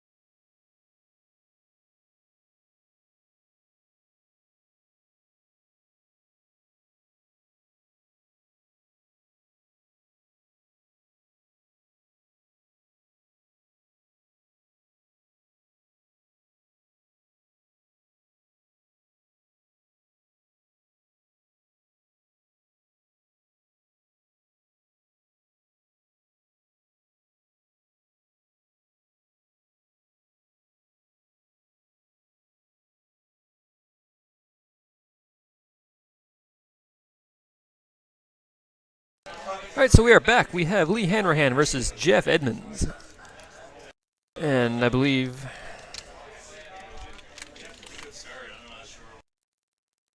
So, we have Lee playing the Lightsworn Shadows, and we have Jeff playing Boojins. Should be interesting, because we haven't seen Boojins in quite some time. Yeah, as opposed to every round back at Outcast. We'll...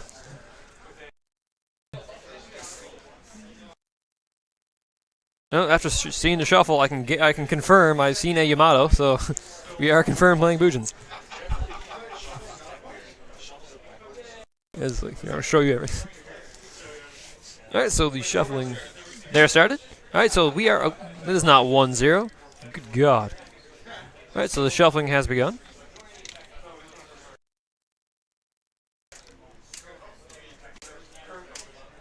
So this is going to be an interesting matchup, definitely. Tanning booth match. Oh God.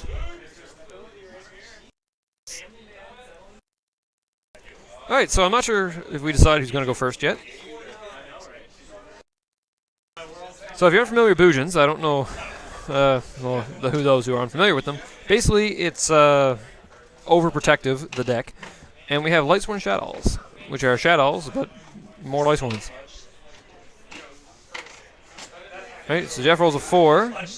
Lee rolls a 2, so Jeff decides.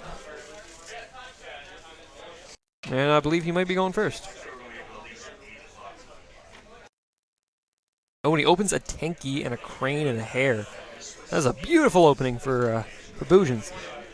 So he's going to search that Yamato. So Crane is like honest, doubles the attack of a Boojin. And I believe Hare prevents the destruction of a Boojin for that turn.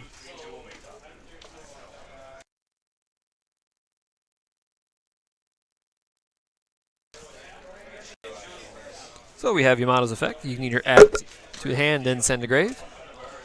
And he's going, looks like, I couldn't tell what that was. It might have been a turtle. Turtle negates something that targets it.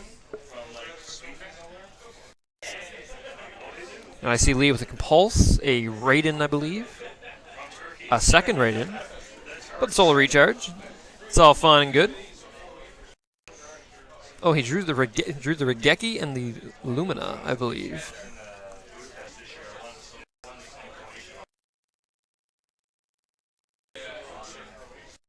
So look at his hand is Lumina, Regeki, I believe. And the Regeki will kill the Yamato right now. So actually, it might be a pretty good play to play the Regeki, but I don't think he's going to. However, it might be worse than probably with a Lance or something. So those two unknown back row. But he mills 2 for Raiden's effect, and milling a Shadow Fusion and a Solar Recharge. Not the greatest mills from that. But that's what Lightsworns do. It's luck. You gotta hopefully get good mills. And if they do mill, hopefully they don't mill the JDE. But you see the end phase Typhoon, and he's hitting the Compulse, which you just set, so no activation. So that's compulsing the Yamato at the end phase. Boy, that might not be a good idea, especially if it's not the Bujin player's turn.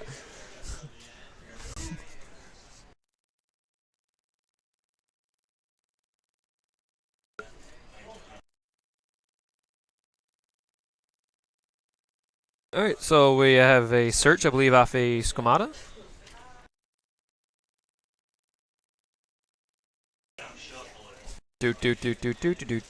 So, what does he send? Looks like he sent a dragon to pop his other back row, which I couldn't quite tell what it was. As the camera is just off screen, which kind of can't see his graveyard. That long reach. Yeah, he's got the reach advantage. Oh, he has a second Yamato in his hand. But he summons the hair. Oh, but he summons that emptiness. What has he got in plan? Okay, there it goes. You shouldn't really have popped the emptiness right away because Yamato can just run over Raiden. Unless he's maybe expecting some kind of exceed for maybe Saswano or something.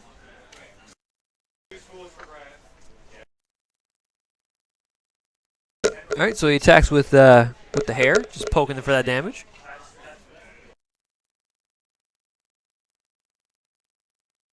Oh, good guy. Alright, and here is the possibly Saswano, maybe a Tiger King. No, here's not a beast. Not a beast warrior. You can't go Tiger King with this.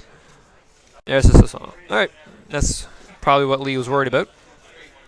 So he's going to send the hair to add a Bujin from deck to hand, or I believe send from deck to graveyard.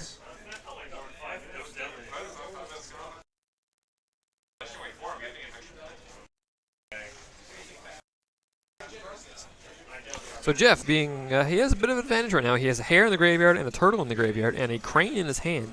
So his stuff is not going anywhere anytime soon. Especially against Shadows, as most of their things do actually target. So it's possibly worrisome now for Lee. It's his turn. I can't tell what he drew, but he has the Lumina in his hand, and Jeff has no back row. So unless he has an effect available, you can't really stop Lumina right now. We have the grave check. Oh, there's 2 hares in the graveyard. Oh, he's really not going anywhere anytime soon. 2 hares and a turtle in his graveyard. And an unknown crane in his hand, unknowingly to Lee. But Lumina, looks like it... oh, I see a Judgment Dragon and a Regeki. Unfortunately, Regeki will not do anything right now. Lumina is carding Shadow Beast. Splash back to Raiden. Now, Raiden mills 2. He mills a Lumina, so he gains a little bit of an attack boost. But unfortunately, if he goes to Michael right now, Michael can't do much to Saswano. So he can't run it over because of the crane in his hand, which he doesn't know about. And he can't damage it with his effect, because Turtle can just negate it. So it's a pretty tight spot for Lee, as Jeff really has that monster protected. See, he's thinking about Michael, but that turtle is in the graveyard. And the way Jeff's been playing, he hasn't been adding crane from deck to hand, so he should know that he possibly has a crane in his hand. But the synchro's good. So he's going for Michael. Looks like he's going for the Lightsworn Angel Michael. Now the turtle in the graveyard will prevent Saswano from going anywhere, but he's attacking. And there's the crane.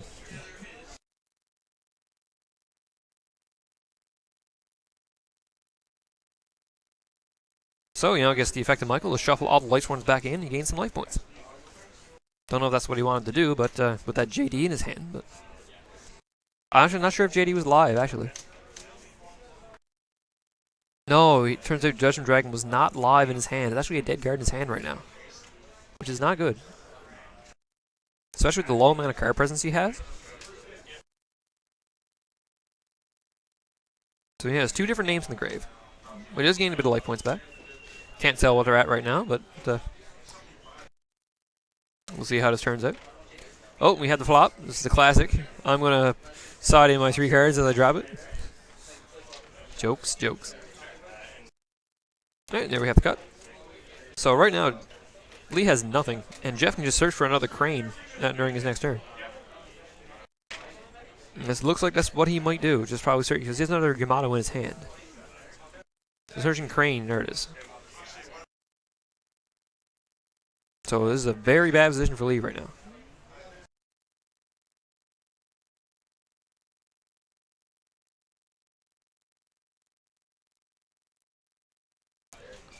There's another Yamato. So looks like he's attacking with both. Poke for looks like half his total life points. Be about 20, 25. Boojins. Oh, we are rooting for Boojins here now to beat Shadows.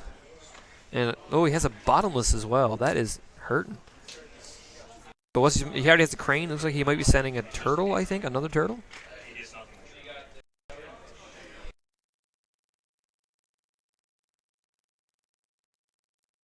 Alright, so that's the end of the turn. Jeff will pass from there. So we have a Regeki, a Hedgehog, and a JD. Regeki and JD are not going to be doing anything right now. But I just hope. Looks like this could be really bad. Or classic Jeff answering his phone middle of the match. It's like, hey mom, look how bad I'm beating Shadows.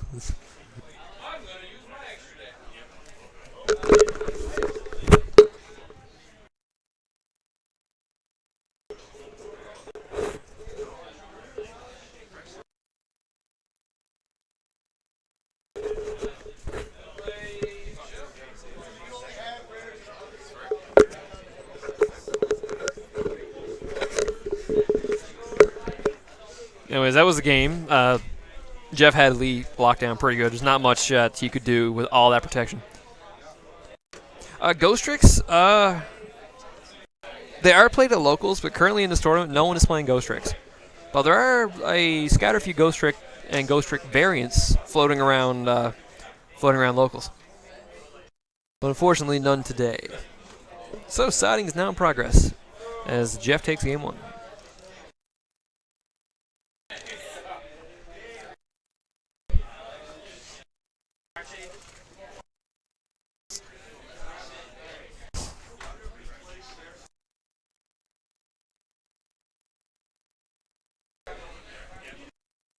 Ghost Tricks are always interesting.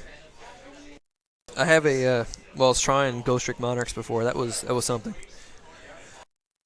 But pure Ghost Tricks are always fun. Especially with your, was it your skeleton, the mill face down? That's always good.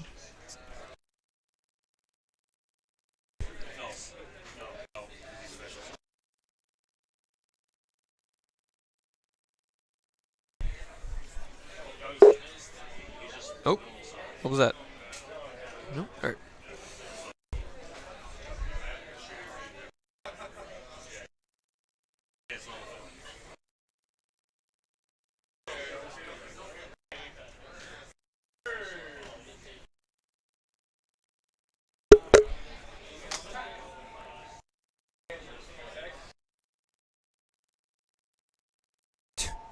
Get that upside down shuffling.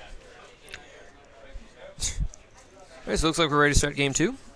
Jeff taking the 1-0 lead over Lee. Jeff playing Boojin. Lee playing Lightsworn Shadows. There's a scattered few Shadow decks here today too. Mostly, yeah, Shadows and Burning Abyss. They're the biggest decks here right now. I do believe we have 2 Quillord decks. Right, looks like we are ready to start game 2.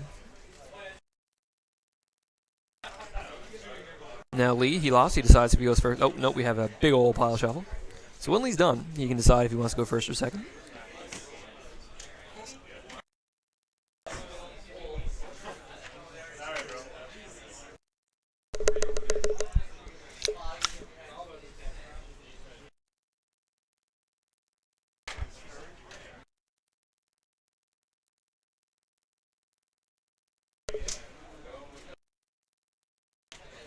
And I can see he's using some Coliseums and some Vanity's Engines.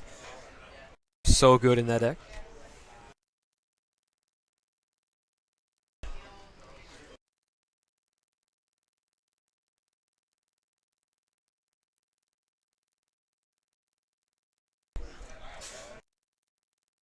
Alright, so Lee, I believe, is going first. And we got the Solar Recharge. Pitching Lila. Draw 2, and he mills another. Ooh, that's unfortunate. Milling a Solar Recharge and a Charge to Light Brigade is really unfortunate. Alright, he summons Raiden, sets 2. Raiden, he mills a Squamata and a Lumina, so Squamata does get the effect. Good old Shadow Squadala, we're off. Sending Beast. Beast can draw a card. Oh, the camera. We are having an earthquake, apparently. Nope.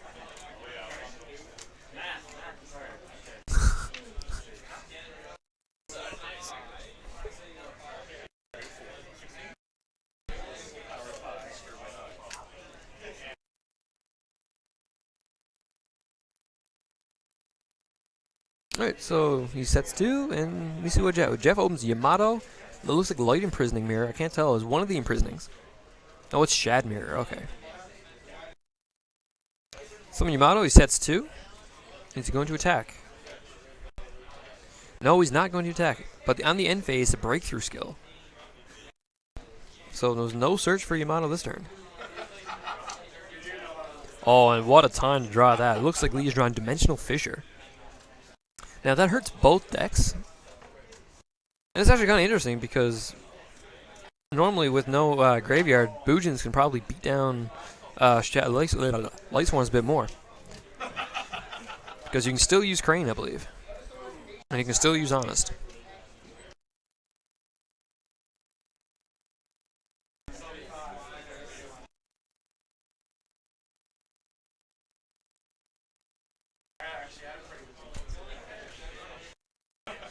Oh, he looks like, yeah, he's playing the Soul Charge.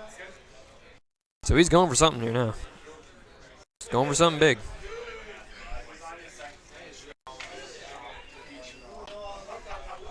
Summons back a Lumina.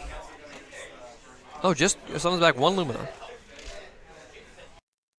And Lumina's effect, he will discard what looks to be a wolf. No, he's not using it. What is he doing?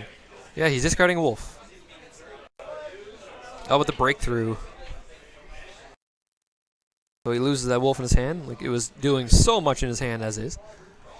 But it's probably better to be off in the graveyard.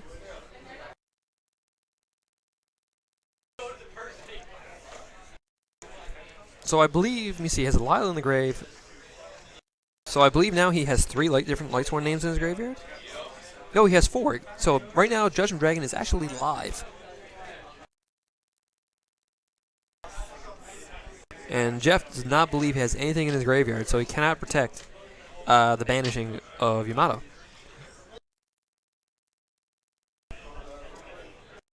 So in turn, oh, what a mill. We mill Phyllis, and I believe a dragon. Dragon pops that back row, and that was, oh, that's Shad Mirror. Strange didn't activate it. He actually could have activated the Shad Mirror. Here's the Tinky.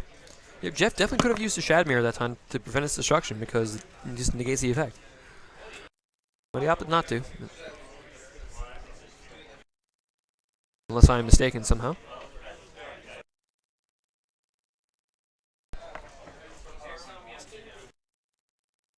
Oh, and he...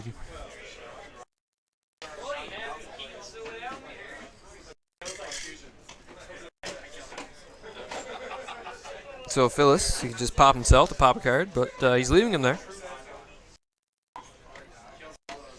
Strategy did not actually play the D-Fisher at the end of his turn, because right now with this being up, having the D-Fisher out would have helped against Jeff now playing Yamato. It's better to save it and then play it once you have field presence. Unless he might have a Macrocosmos maybe set, because that would be, then again he probably would have played it by now. Jeff's ending his turn.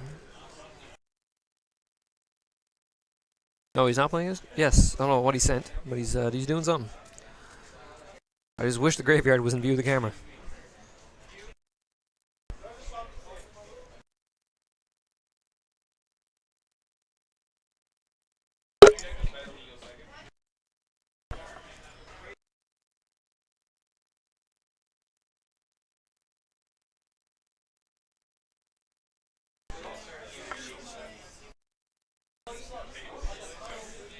Yep, right now Judgment Dragon would be a thing, and he is live. There are, I believe, 4 different Lightsworn names in his grave, and he has a Judgment Dragon in his hand.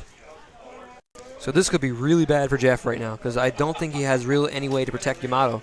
Especially if... True, they are not using Breakthrough Skills' secondary effect. Right now, they wouldn't really have a reason to use it, because they can only use that on their turn.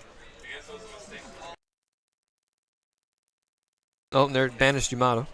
Yeah, because Breakthrough Skill, you can only use it on your turn from your graveyard, and I guess there'll be no real situation to use it.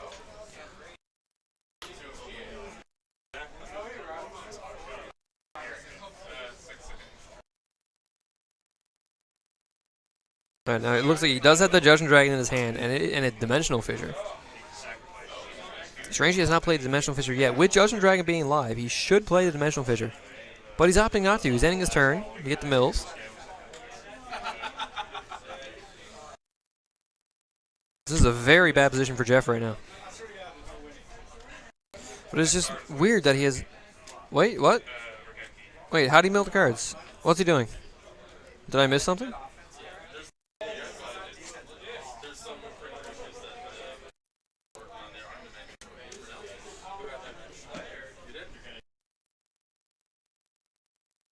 I guess his turn wasn't over. Alright, well, he drops the Judgment Dragon and the Chaos Sorcerer. And that looks like it might be... Is a game, that's a lot of damage. That's 26...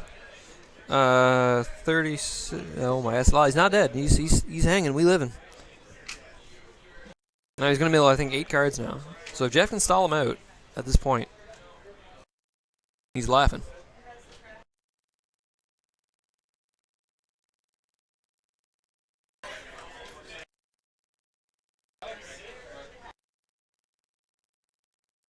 Oh, we're getting a deck check just to see how many cards are actually left in Lee's deck. In case he does want to try and stall him out, because he has to mill 8 cards every turn now. And that's a lot of monsters.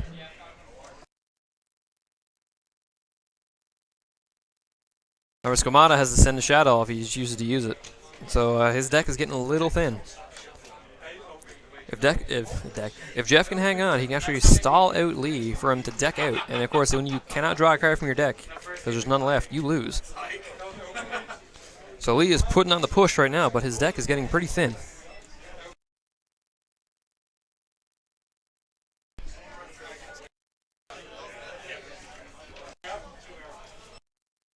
So what can Jeff get here now? Ooh, a Kaiser. Kaiser Coliseum is very nice right now. However, he has no way to really stop any of those, oh, but the emptiness, and there's the scoop. Okay. We are going to game 3.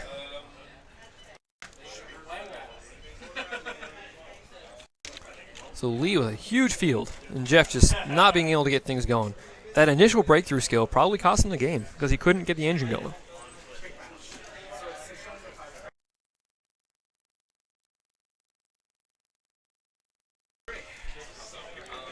So the second sideboard will be in play.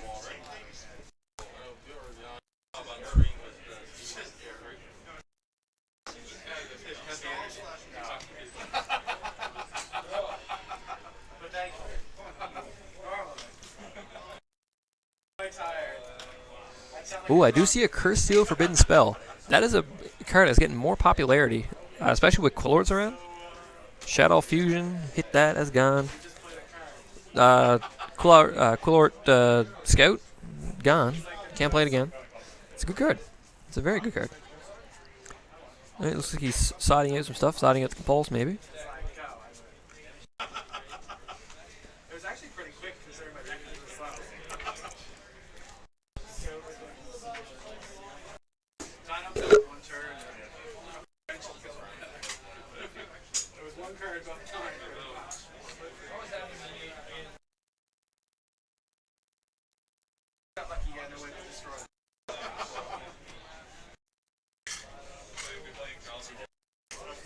Oh, I do see the Sekkas in there. Now, Sekka's getting a lot of popularity just because of the power of the card. Sekka's a beautiful card. So I believe Jeff is going to be going first here, once the camera is done auto-focusing in on the action we have here. We have our initial deck cuts, and let's see if Jeff can get the Yamato off first turn, 'cause that would be beautiful for Jeff to be able to get a Yamato first turn.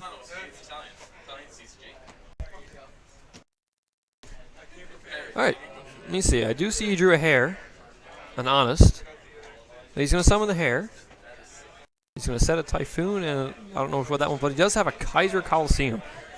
Now this can really, really screw up a player if you have no out to Kaiser. See, I do see a Mirror Force, which is actually not bad against Boojins because it doesn't target. We discard the Wolf for Solar Recharge, draw 2 to mill 2. We milled a Lila and a Lila. That really sucks when you are facing a Kaiser Coliseum. Does he have an MST? That looks like a Shadow Fusion. I can't tell what that is at this angle. But milling those 2 Lilas, that really sucks because, yeah, it is a Shadow Fusion. Alright, I see a Shadow Fusion, possibly another Solar Recharge. Can't quite tell.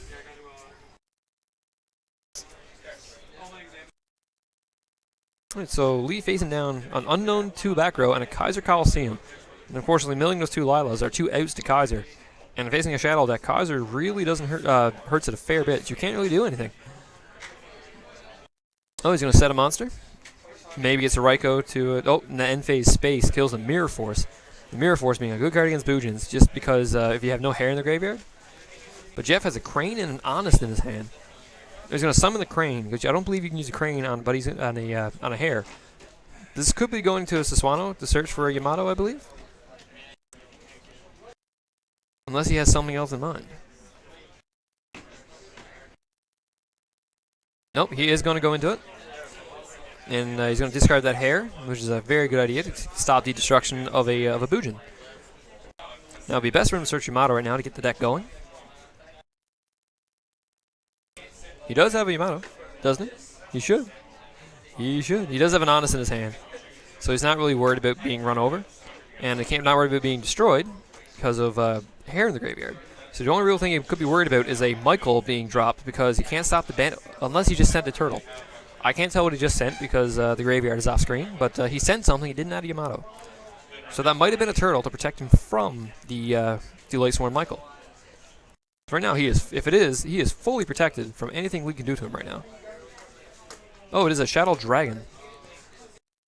And I believe Dragon returns a monster to the hand when it's flipped face up. But looks like he must have had a turtle to negate it. So he still has the Kaiser. There's a Shadow Fusion. Now he could go into a Construct here and just run it over. Because it was special summon, he has no worries about Honest or Crane. So that would be the best idea to go into, would be the Construct right now. Window would be actually kind of a terrible idea because the deck for Boojins doesn't really special summon very much. And when they do, it's only once a turn.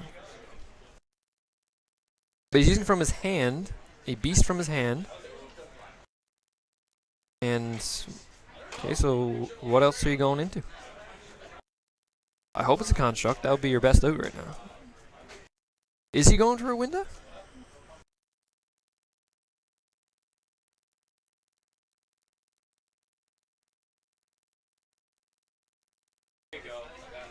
Oh, wait, what's he doing? You're not actually summoning anything. Where's your fusion? Winda, it is Winda. Oh, he has a compulsory, okay. So he has a backup strategy. Unfortunately, he's going to have to use that thing in his draw during Jeff's draw phase, or he's going to be able to search a Yamato off this Sassuano right now. Unknowingly to him, he has an Honest. Oh, but he has a Chaos Sorcerer. That's why he's not worried. Alright, so the Chaos Sorcerer vanishes in the end phase Typhoon. Or unless maybe it was an end phase? Yes, it was an end phase. Alright, so staring at a Chaos Sorcerer and a window right now, only with 2 cards in his hand.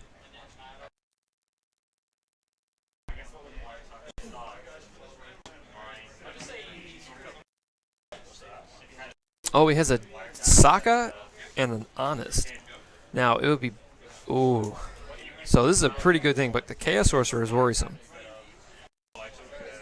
The window is probably not too worrisome right now, but that Chaos Sorcerer could be something to scoff about.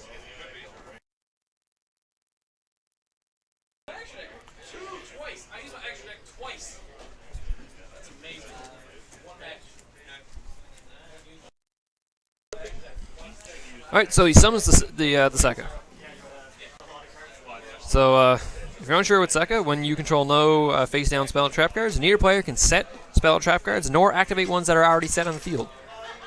So he's going to attack the Chaos Sorcerer and drop the Honest. So that's 1,700 to the face. More importantly, that Chaos Sorcerer is out of play. By out of play, I mean destroyed. Because it doesn't vanish, because that will be broken. Unfortunately, Jeff has no cards in his hand, and he's staring down a Winda, and Winda can just simply run over Sekka. He has a Soul Recharge, but fortunately, get that back.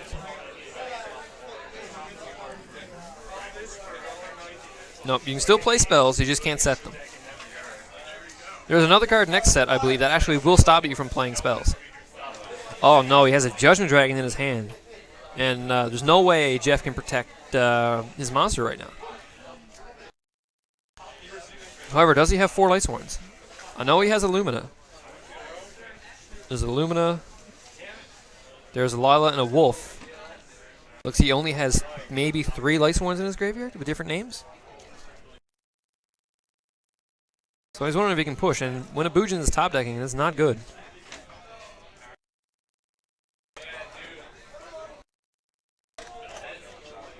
And he's going to summon the Lumina, maybe?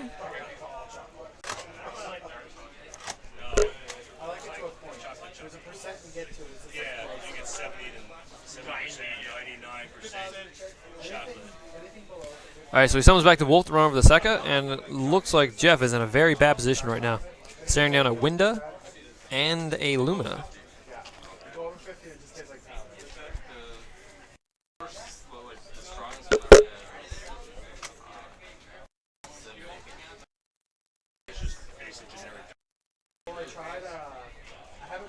Alright, so Lee in a very good position over Jeff right now. Oh, you're getting the Shadow Fusion back. You cannot play it this turn because he had already special summoned off the Lumina. Alright, so what did Jeff drew? He drew a Crane. Oh, this is not good. Well, Lumina is destroyed. Jeff is not out of this yet. Crane is something you do not want to... Well, if you have top decking, but he drew an Emptiness. So he does... he has Lumina, Lila, Raiden. He only has 3 since he brought back that Wolf. He does not have 4 Light Sworns in his graveyard. And he has no way of getting Wolf there unless he's destroyed. And there goes Crane. There's going to be a direct hit from Winda.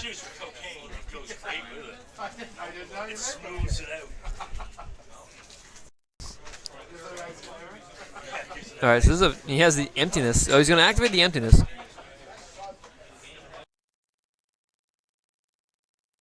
Oh, and Jeff drew a breakthrough skill, and there's the handshake, and that is the game. And Lee takes it 2-1 with his Light Sworn Shadows.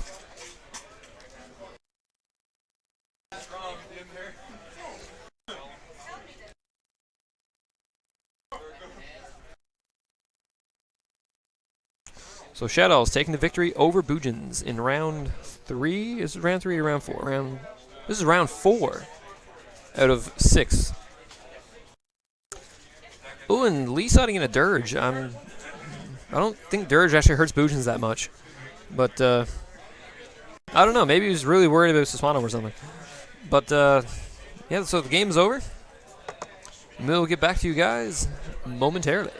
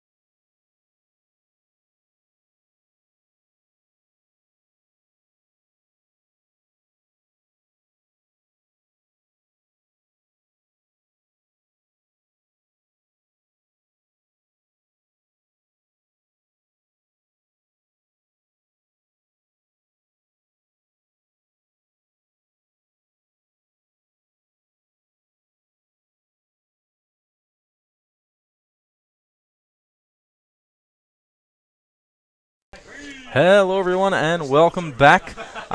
Steve has taken a break from the commentary for now, and this is Dave again. So we actually got a pretty exciting feature match for you guys here going into. This is 1, 2, 3, going into I believe round 4 already, or no, actually round 5. We're on round 5 already, man. The day has gone by so fast. So that on the player on the left, we're going to be having Paul Mulrooney, who's going to be playing Trap Tricks Rockstun.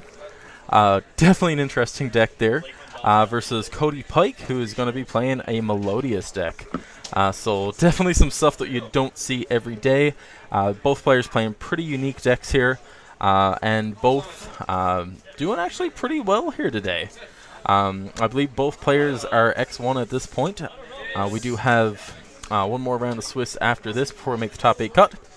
So without further ado, let's dive right into this match here. Paul opens up with 2 set back rows, and Cody has the normal. I don't even know the name of it. That's how rogue this deck is.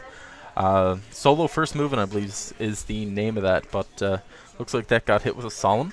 He's following that up with a foolish burial. Going to be dumping something into the graveyard here.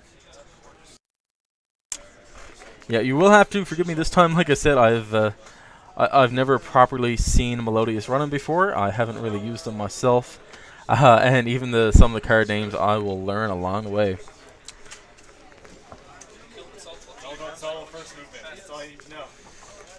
Alright, looks like Cody's got the Summoner Monk. Paul wondering if he's going to respond to anything there. Yep, using the effect, discarded the Upstart Goblin.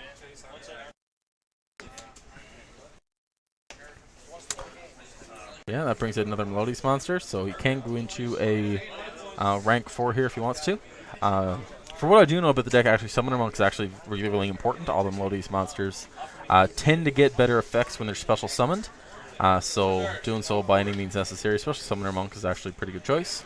And Cody does get hit by Imbus T there in the end phase, taking out one of his back rows. Alright, plays back over to Paul. Paul looks to have all monsters in his hand. Some Quacky Meru there, kind of the staple of Rockstun. Shuts down the opponent's moves. Starts off with the Wall, who's the he contributed himself to negate a spell. Definitely good to keep that solo from resolving. He's making an attack, takes out the Summoner Monk. Is he going to be doing anything else? Yeah, he reveals his rock so that the wall is not destroyed, and looks like we're going to have another Melodious monster brought back by Paul the Haunted in the end phase. And he does use the effect. Will Paul respond? No, I think we're just... yeah, that's always the fun thing about rogue decks. Everyone got to kind of stop for a minute, read what's going on. And you can very easily lose the decks when you don't know what they do. That's the scary part. And if you're playing in any kind of a half-decently large event, the first couple of rounds where you see a lot more of this kind of stuff is way more dangerous. All right. So with that, actually, guys, we are having just a little technical difficulty here. We will be back in a few moments.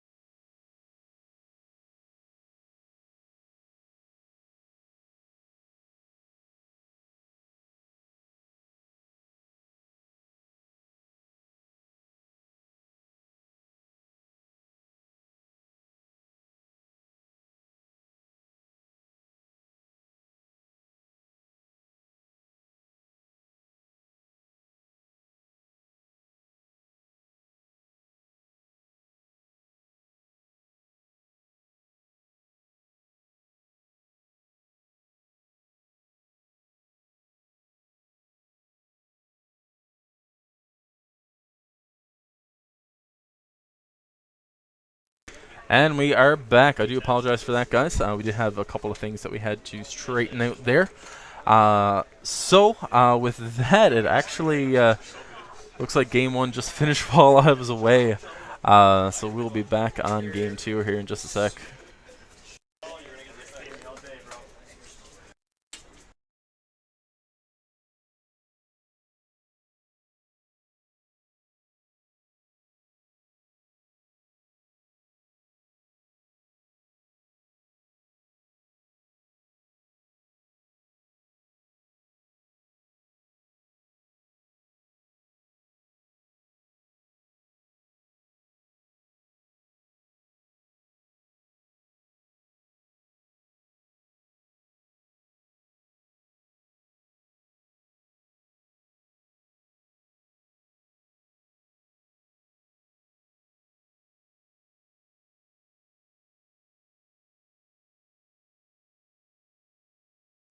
Alright, guys, just had to correct a couple of things at the table there. Looks like the guys actually moved the mats a little bit, got that all messed up, a little bit of life point issues there. But with that, we are going to be moving into game 2. Cody got round 1. And Paul really kind of just did not know what he was playing against.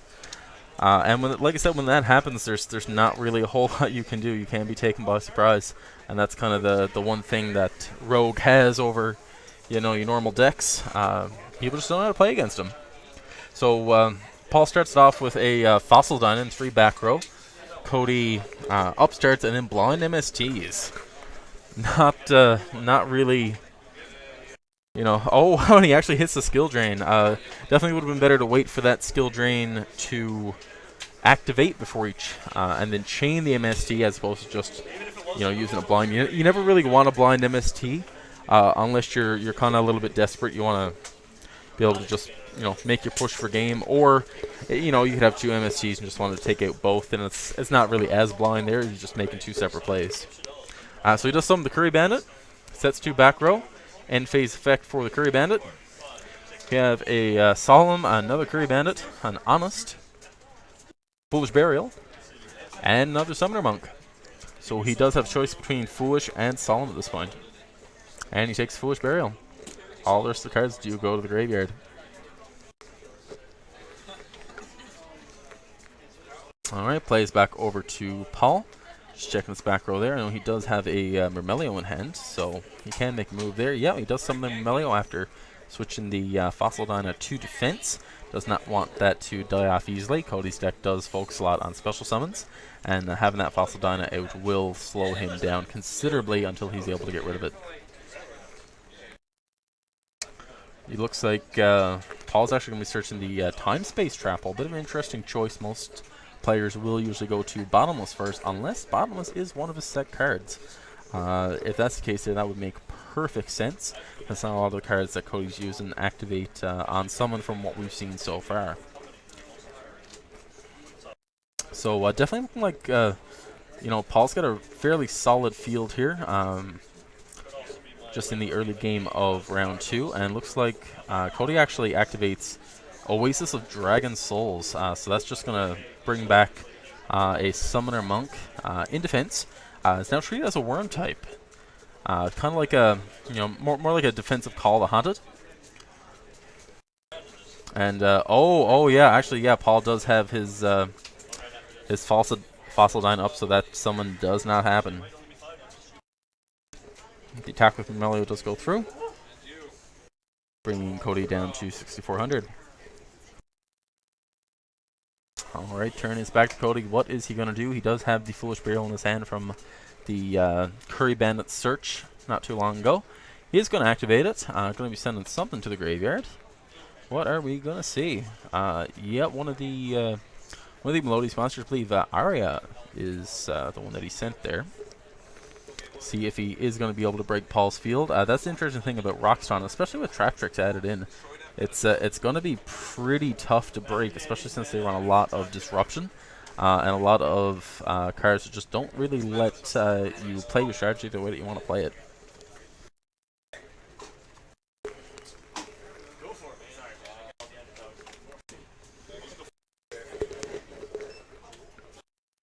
Yeah, So Cody does summon one of his monsters there. Not much happens, though.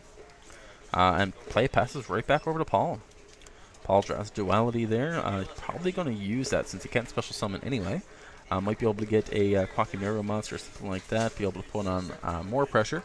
Because really the only thing that Cody has here that's any kind of a threat is potentially that back row, depending on what it is. So Paul looks like he has Quackimero Wall, a Deep Prison, as well as a Block Golem. So Block Golem's actually an interesting choice in this. He can be used to get some more rock monsters on the field. You don't really see it a whole lot, but definitely a surprisingly powerful card, especially for this kind of a deck.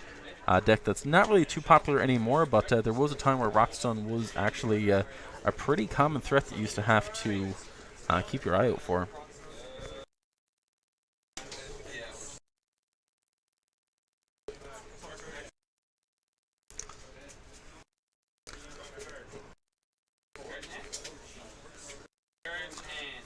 Alright, and looks like so he does have that Deep Prison, and also looks like he has a Legendary Jiu-Jitsu Master in hand. That's a card I've not seen in quite a long time. It used to be really, really popular way back in the day, since it had 1800 defense, which not a lot could get over.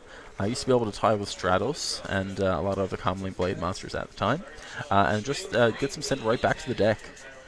So definitely a potentially powerful ability in the form of the Jiu-Jitsu Master there. And Cody with not many answers to Paul's field. Without being able to special summon, there are very few things that he is going to be able to do here. Looks like he drew another Oasis Soul, 7 mats. It's pretty much dead as long as the Fossil Dyna is out. Oh no. Oh, I think he may have misplayed there. Yep, so yeah, hopefully we'll have a judge on that here in just a second.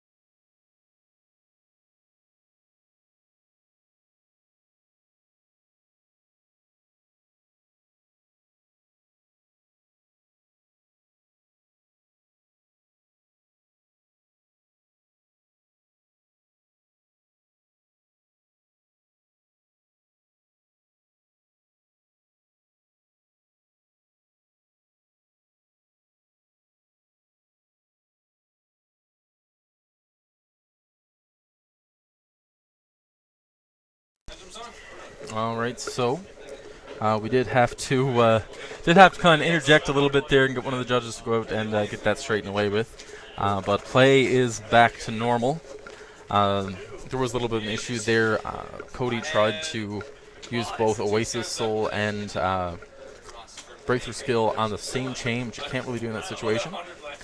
So he is in a very rough spot. He did have the right intentions there, just didn't quite play out the ideal way that it was supposed to.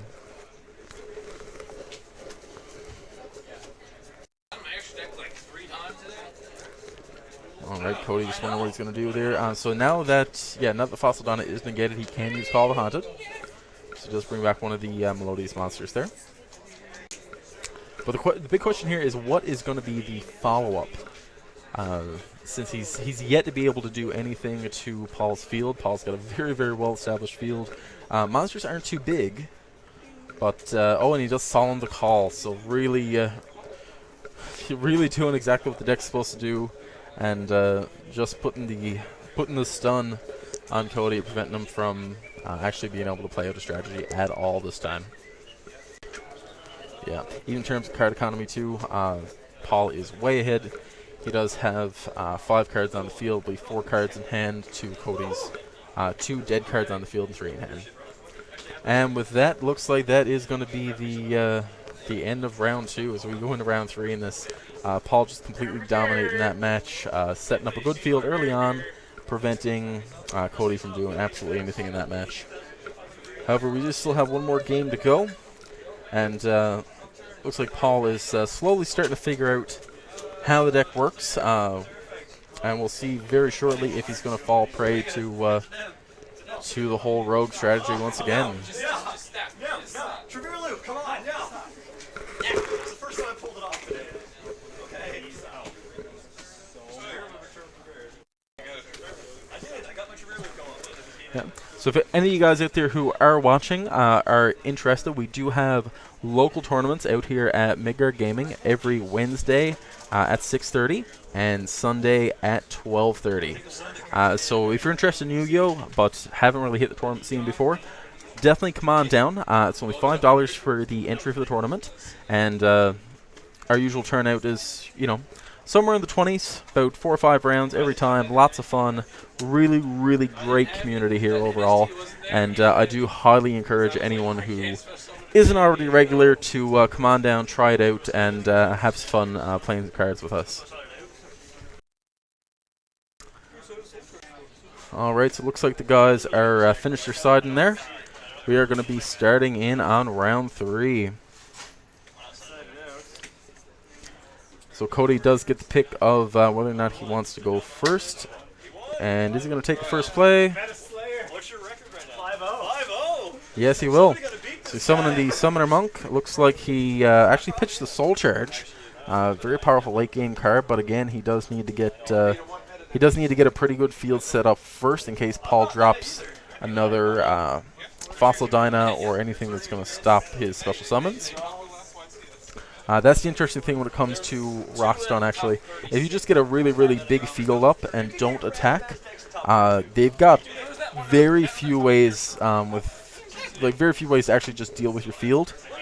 They run Grand Mole and usually just Raigeki, sometimes Dark Hole. But aside from those 3 cards, they really don't have any way to deal with a big established field, especially if the monsters have 2,000 or more attack. So, plays back over to Paul. He pops the back row with an MST. Still has 5 cards in hand. How is he going to handle the 3 defense position monsters that Cody has? Looks like he is going to be summoning the Quakimeru Wall. Definitely a good choice. Able to run over the Summoner Monk in that case. Along with 2 back row. Passes play back over. Did not reveal for his cost, but I did see that he did have a rock monster in the hand, so they may have just verbally communicated that in that case. Cody still has the 2 monsters in hand. Special summons another Melodious monster in defense. Will Paul have a response? Something like a Torrential now could be devastating here, taking out all the field presence that Cody's managed to build up. So he does switch it to attack position. Just double checking the effect of one of the other monsters here. I believe that is the one that boosts attack. Is Paul going to have a response? It looks like he does have that deep prison down. Is he going to activate it? No, he actually lets it die. Does take the solemn. All right. So it looks like he is going to be taking the 300 points of damage there. All right, turn is back over to Paul. Looks like he draws a Grand Mole. He does have a Murmelio and a Fossil Dyna in hand. By the looks of it here, best play would be to set that Fossil Dyna and let all these special summon monsters get destroyed when it gets flipped face up. Alternatively, he can't summon a Murmelio, attempt to attack over something. No, he actually chooses the Grand Mole route here. Pretty interesting. So he's going to be bouncing back the attack booster back to Cody's hand. So Cody does have 2 of those in there now. And he passes the play right back. Alright, looks like the same monster hits the field again. And tries to attack, and he does get hit with that D-Prison. So, both players getting, not too low on resources, but they're definitely into the mid-game proper now. Paul's yet to keep an established field on the board, while Cody has always had multiple monsters out ever since this game began. Hasn't really been able to make a whole lot out of it yet, but only time will tell. Paul looks like he draws the Compulse, finally sets the Fossil Dyna. And how is Cody going to respond? Is he going to be attacking, or is he just going to use the Curry Band he just drew and pass?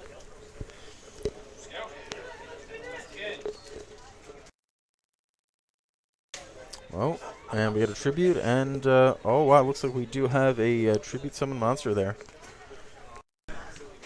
That looks like it Looks to be one of the newer Melodies monsters, but again, such as Rogue, you don't know all the cards off top of your head, especially when you're doing what I'm doing and just kind of watching the feed as it's happening. I'm not actually out at the table; I am in another room because I really don't want the guys to hear my commentary. I don't want to be giving anyone any kind of an unfair advantage.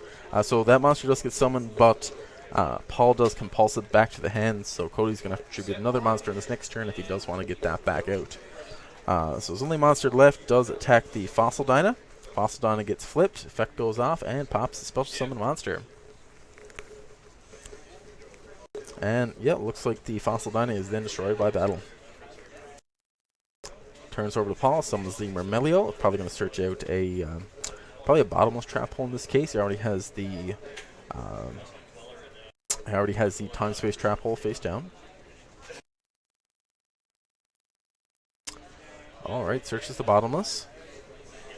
So he is going to have an answer to that tribute summon monster that Cody had just a minute ago. So between that and the time space that he already has down, he's starting to get a pretty dangerous field up. Traptrix, obviously a really strong engine, did really well in the 2014 WCQ season. Both the winner and runner-up of the North American WCQ both did run the Hat deck, which was a lot of Traptrix play in there. So definitely proven to be effective as Paul just bottomlesses Cody's other monster as he summoned it. Turn is back over to Paul. Is Paul actually going to field some more monsters here? That probably would be the best case. He does have quite a bit of card advantage. Oh, and there is the Fossil Dyna, looking very similar to Game 2 with the Mermelio and the Fossil Dyna up. Cody cannot special summon anymore at this point till he gets rid of the Dyna. And if Paul can manage to keep at least one trap down, he should be able to keep control of this game and get ahead enough to be able to take Game 3. Alright, so it looks like the current score is 5,500 to 3,600 in favor of Paul. And Cody actually activates 1 Day of Peace. So both players do draw a card and no one does any damage to the end of Cody's next turn. Alright, there's the Curry Bandit. Not too bad of a combo there. Curry Bandit obviously leaves you with without a field if it's just that you have when you summon it that turn. He's going to be doing his mills. Looks like he has another Curry Bandit again, but he definitely has a lot of good choices for his spell and traps now. He takes the solo, which is interesting considering that Fossil Dyna is still up. Not sure if that's just a straight up misplay or if he does have a plan to get over it. Raigeki would have been a good choice there just to be able to wipe out Paul's field, and since Paul knew he took Raigeki, it probably would have prevented him from summoning a monster that turn, as he did not want to let Cody get a +2 off of that one card. That would have probably gotten him back into the game, actually. Alright, summons the Mermelio, gets a Traptrix Trap Hole Nightmare. So definitely kind of has a double layer protection against special summons there for both the effects and the special summons themselves in the first place. And depending on what that face down card that Cody has, this might be game. No, it's not. He actually does not make the push. Oh yeah, for my bad. 1 Day Peace was actually still activated, so no damage could be done. Cody sets the monster, passes back over to Paul. Paul still has quite a bit of card advantage here.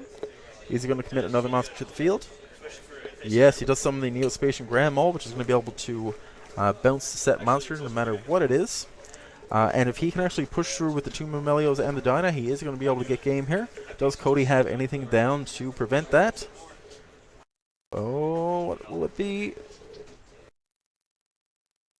He is checking. He does seem to be thinking. That's no, he may not have anything. No, and there's the GG. That is game over. Paul wins the feature match of round 5. Alright, so we will be back in a few minutes here as we get one of these players out here to talk about their match.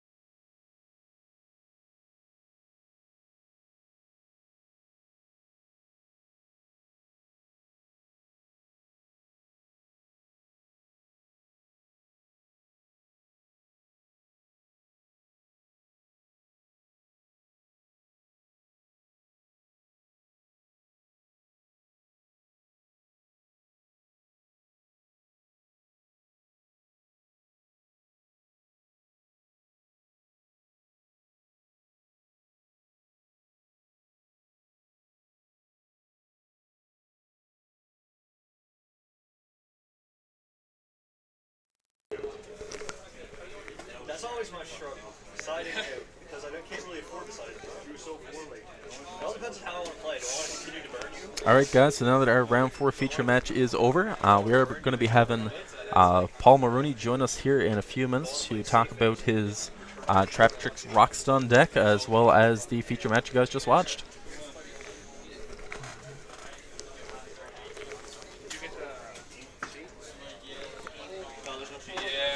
Here he comes. He's navigating the crowd that we have in here today.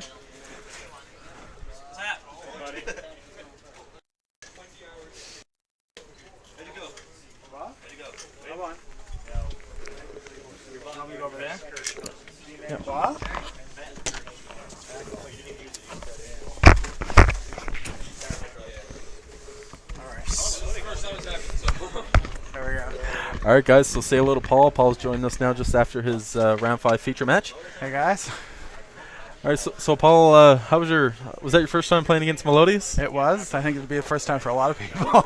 it would for sure. Yeah. Awesome. So how'd you find it? You know what? The first game completely caught off guard because like once they get that lockout with the special summon guys and you can't destroy them by any ways, it's the deck that I had currently had no way to get through that. So once they got that out, so it was rough. Yes, it looks like the Fossil Dino put in a lot of work. Fossil Dino, yeah. And my strategy was at that point, I had to shut down the summons as they came out before he got the combo. So my goal was to like, because a lot of my bottomlesses and stuff like that were useless once he got the special summons. So I had to like stop them right before they even got out. Yeah, So use them before you ideally want to use them. yes, Just so get I rid had a of lot them. of useless cards like the space time and stuff. Like none of that could trigger because there was no effects when they came out. And Yeah, did not see an extract monster by Cody the whole game. no, so and then I don't think they need it, right? No. They got a I bunch of didn't like think- huge guys that can't be hurt by anything. Yeah, So. excellent. So what made you decide to run the Trap Tricks Rock Stun? Well, I was running pure rock stun before, and I was running Carcardis for card draw power, and I just found the Trap Tricks is more consistent because instead of just drawing the extra 2 cards, or whatever, you're thinning your deck a lot quicker with the Trap Tricks, and you're drawing out actually stuff that you can use, so you're guaranteed. You're getting the same kind of draw power, but you're getting stuff that you can use right away rather For than sure. chance. So consistency. Awesome. Definitely probably the most unique matchup that we've had today for sure. Not something that you'll see every day. But definitely good effort by everyone. And so what's your record so far today, Paul? That'll put me 4-1. 4-1? Yep. Awesome. So one more round left for the top 8 cut. Yes. I think I So- played everything but Quill, so that'll be the last Everything one. but Cleaforts, yeah.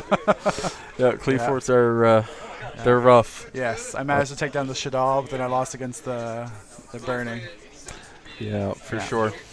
Awesome. So with that, we're going to finish up and get the next round started here pretty soon. So thanks for coming on, Paul, and No problem. good luck in the last round for the top cut. Thank you.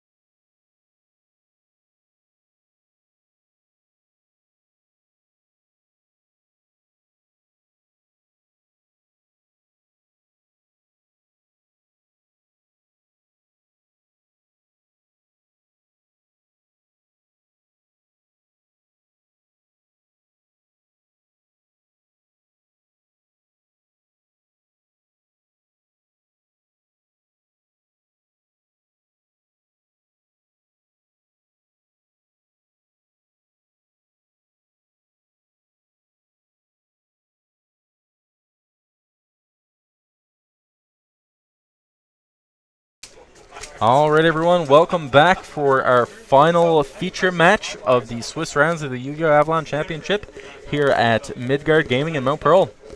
So for the final Swiss round for the day, we're going to be having Blake Comden, who's going to be playing a 60-card Shabis Artifacts, also known as the infamous 60-card control deck that was made known at the YCS before last. Blake is one of the most seasoned players here at the tournament today, as well as just in the community here in general. So really excited to see what he's going to be bringing to the table, both literally and figuratively. And his opponent today is going to be Stephen Kennedy, who's going to be playing Lightsworn Rulers. So definitely a pretty good matchup for us to take a look at. Lightsworn Rulers, very unpredictable, very aggressive, and they can definitely steal games if you're not prepared for them. But the 60-card Shabis Artifacts is definitely made to kind of bring things into the end game. Kind of let the match drag out far, far, far too long sometimes, but still able to maintain a high level of resources throughout the entire game with lots of options the whole time. So after our current match, we are going to be making a top 8 cut, for which we'll be doing one feature match for each of the remaining single elimination rounds.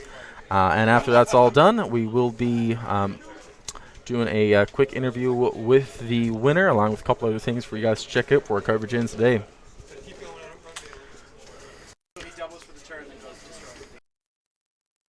Alright, so both players just going to shuffle up. We are going to see who's going to go first here in just a second.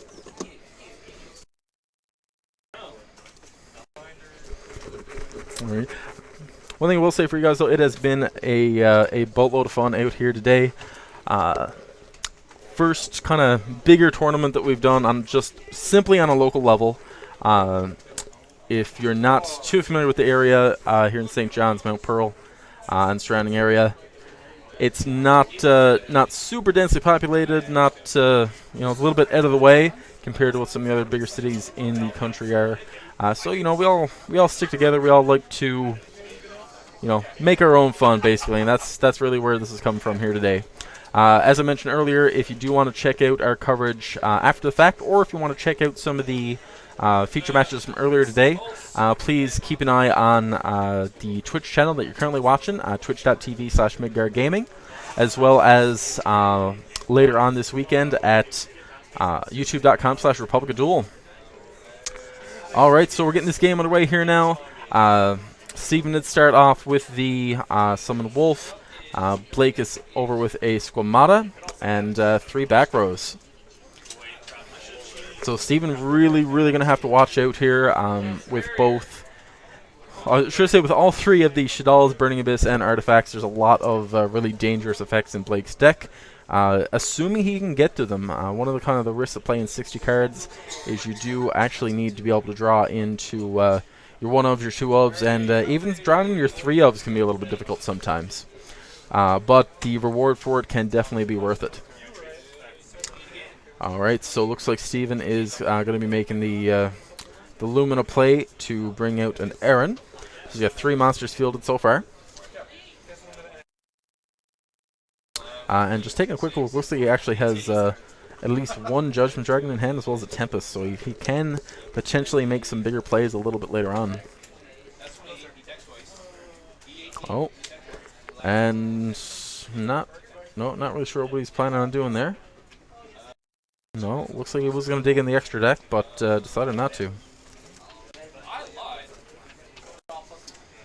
Well, he may be playing something there. Looks like he does have a pretty even balance of Synchro NXE's monsters in the extra deck. So about what you'd expect from Lightsworn Rulers. Perhaps we'll see something a little bit crazy later on. We might see a Michael, we might see a Dracosac, maybe even a Felgrand or something like that.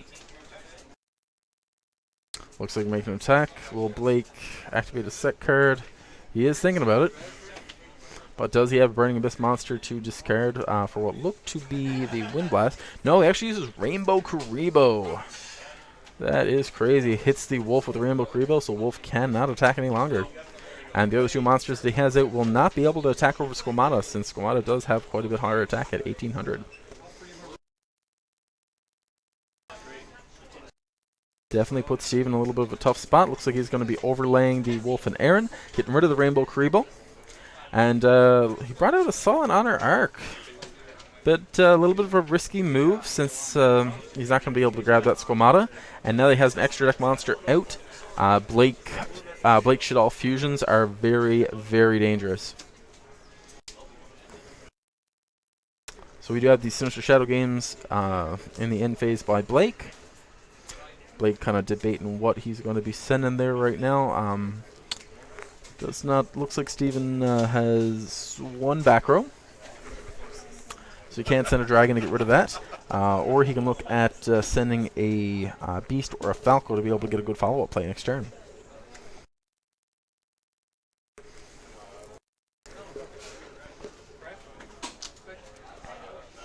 Take a look at the opponent's graveyard. Blake, as anyone who's played Blake before, you know he's very methodical, very meticulous, and very calculating, which definitely does lead to part of his successful dueling career. All right, so looks like he does send the beast, so he can draw a card.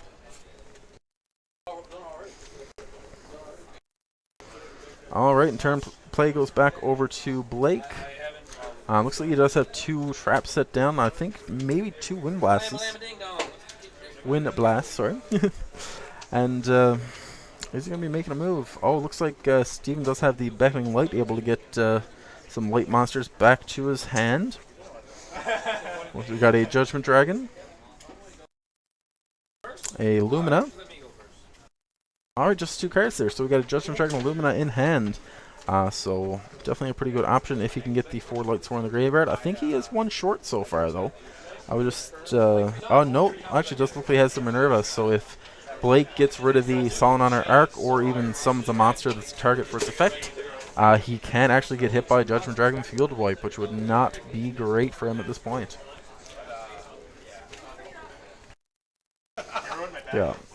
As I mentioned earlier, Dragon Ruler is definitely a pretty dangerous deck, especially the Light Sworn variant.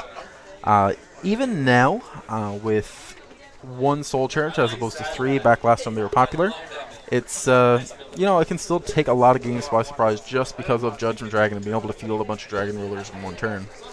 So Blake does go the route that we mentioned before. He does activate the Shaddoll Fusion, able to fuse using monsters in his deck this time.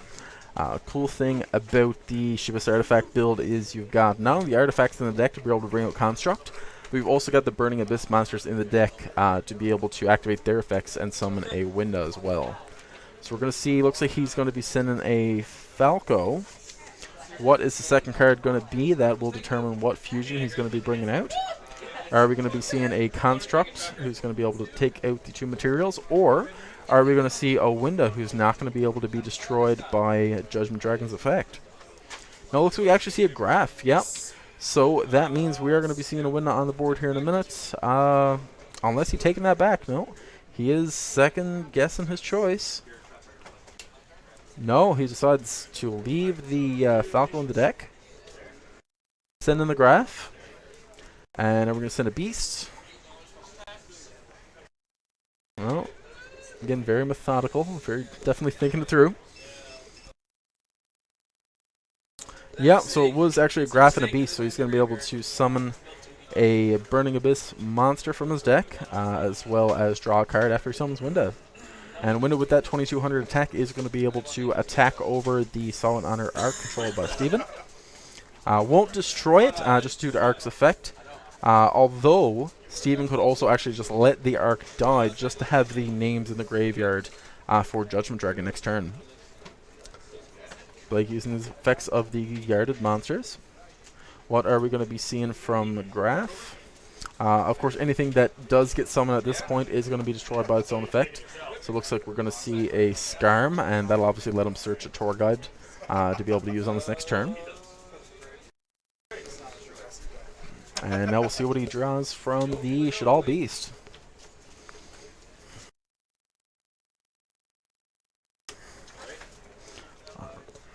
Blake's deck definitely pretty interesting. A little bit hard to put together, just considering the multitude of cards that you need for it, and a lot of very pricey extra deck cards.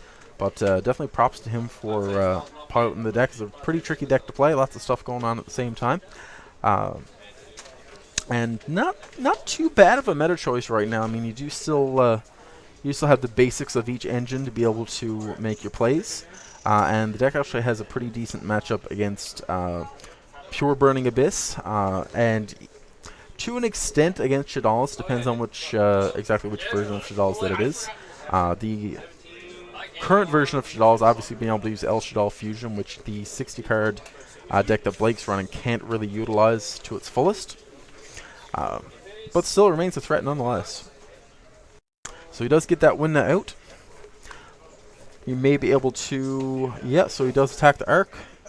And he does let the Arc die. And then Squamata is going to be... Oh, no. Is he going to leave the Arc? No, he actually just detaches so the Arc does not die. And Squamata's going to be attacking over Winda. So Steven does look to be in a pretty good position here now. Might have actually been better to just let the Arc die. However, Blake does have some dangerous traps down. If there is a Wind Blast, he's going to be able to spin the Judgment Dragon back to the top of Steven's deck and pretty much make a really, really nice push on the next turn to get either get Steven way, way down in life or maybe even end the game right there.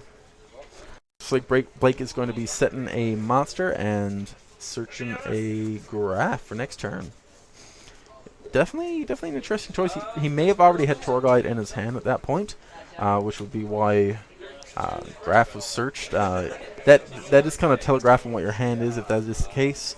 But the big question here is, will Steven even realize it? And if he does he have the resources available to be able to do anything about it? That's the thing when you're playing this kind of a deck.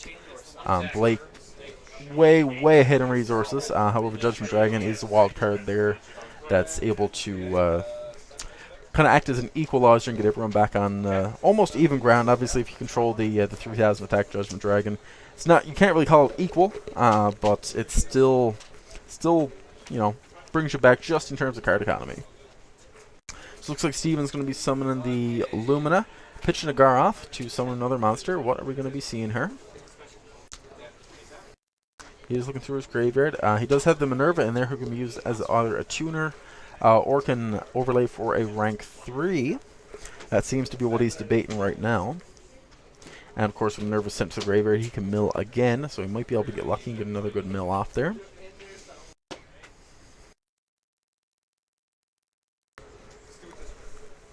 Alright, so it looks like he does actually overlay into Ghost Trick Alucard, which is a pretty interesting choice.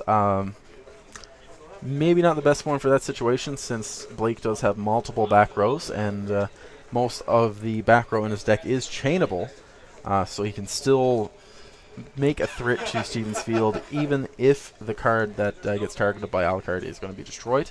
Of course, Alucard could also target the monster itself, but that is not going to happen.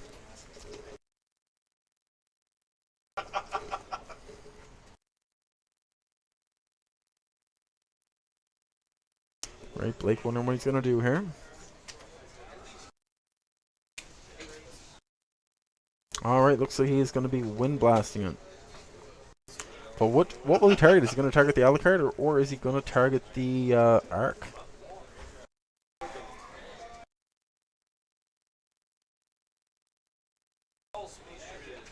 Alright, looks like he's going to be attacking the face-down Squamata. Oh, okay. Blake actually let the Wind Blast out without using it there, so both of Steven's monsters are going to remain on the field. And he's going to be using the effect on the Arc, getting rid of that last material. So Steven should be in a position to be able to summon Judgment Dragon right now. However, because he controls 2 monsters, it's not really a great time to do so, since he will be taking out his only field presence. In addition to not really doing much to Blake at this point. Winda can't be destroyed by card effects. I should say by the opponent's card effects. And Blake is going to, in the end phase, is going to be using Needlepug Nest. Kind of interesting to see that here, actually. That's more so something that you'd see in Lightsworn Rulers themselves, not being played against them. But a dangerous card nonetheless. He can make 5 mills from the deck, and any Burning Abyss or Shadal monsters that he hits could very well result in an extra card for him. And let's see what the mills are going to be. Oh. A little bit of dialogue between the players here. Might just be coming to an understanding on something. Oh, and there's the mills. We got a Torrential Tribute, Shadal Fusion, Super Poly, Curry Bandit, and a Tour Guide. Very, very bad mills from Blake. Nothing unusual if you've ever played against him. Blake probably has some of the worst luck ever when it comes to milling. And as you can see, he lives up to his reputation. So just nothing but a big fat -1 from the Needlebug Nest. Not really getting rid of anything useful at all. Alright. So the question is, what is he going to be doing the rest of his turn? He cannot summon more than once due to having Winda on the field. And he does also need to be aware of that that inevitable Judgment Dragon who will be coming out pretty soon. Looks like he doesn't do anything. He just passes over to Steven. And is Steven going to drop the JD? No, he just actually sets a Necrogardener from his hand. Unless he wants to get that in the graveyard, he's going to summon. Yes, he does summon the Judgment Dragon to the field. Does Blake have a response to the summon before the effect activation is declared? No, so the effect is going to activate, and is it going to resolve? No. Oh, he's got another Needlebug Nest. He is going to risk it. Lucky enough, if he does hit something, he may be able to get a bit of a field back, since that will anything that does hit the grave at this point is going to resolve in a separate chain. He does Wind Blast and discard Graph. So he will be able to get a summon off of Graph. And we get the 5 mills for Lure of Darkness, Reki. Oh no. Oh, terrible, terrible mills again on Blake's part. We got the Raigeki, the Shadal Fusion, the Lure of Darkness, and the Graph, which was already in the graveyard. Blake's luck is really, really, really bad at this point. You don't see mills that bad very often, but when you do, it's a magical, magical experience. But such is a risk that you have when you're playing cards like that. So right now, Steven left with absolutely nothing. Blake with his Winda out. Scarm that is going to be destroyed because there's a non-Burning Abyss monster out. However, he can get a Tour Guide or another Burning Abyss monster from his deck to his hand, be able to make a follow-up play. However, Tour Guide not really going to do a whole lot just because Winda's still on the field. But even in this case, Steven does not have any cards to play with at all. So it's really just going to be a matter if Blake can field enough monsters to be able to push for that last 5,500 damage and end round 1.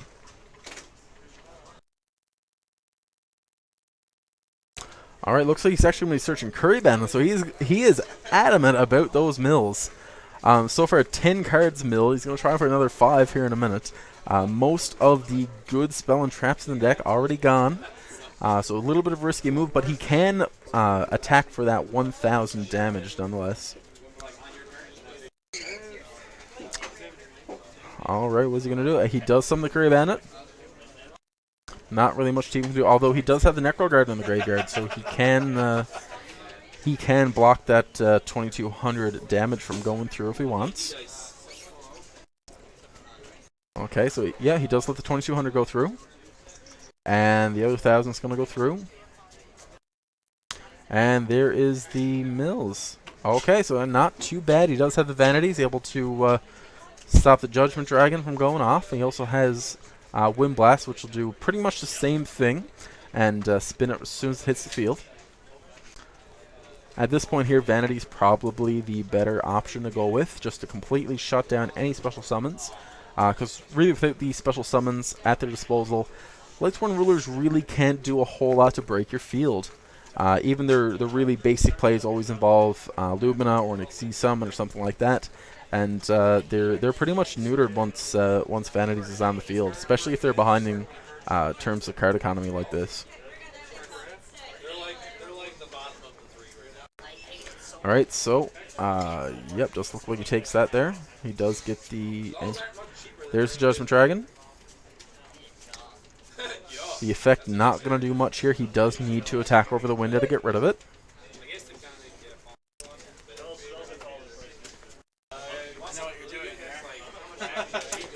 Alright, just getting it figured out there. So, yep, he is going to be attacking over the window.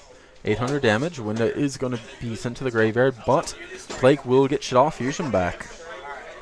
So he's definitely, if he can get a light monster, he is going to be able to go into the Construct on the next turn and attack over that Judgment Dragon and be right back where he left off. And Steven only 2,300, but he does get 4 mils off the Judgment Dragon. Might be able to get something to help him out. And it does also seem like he may have that Curry Bandit in the graveyard still. He said he only had 50 cards. So I was like, yeah, you're running 6 cards, you're doing 50. Something like that.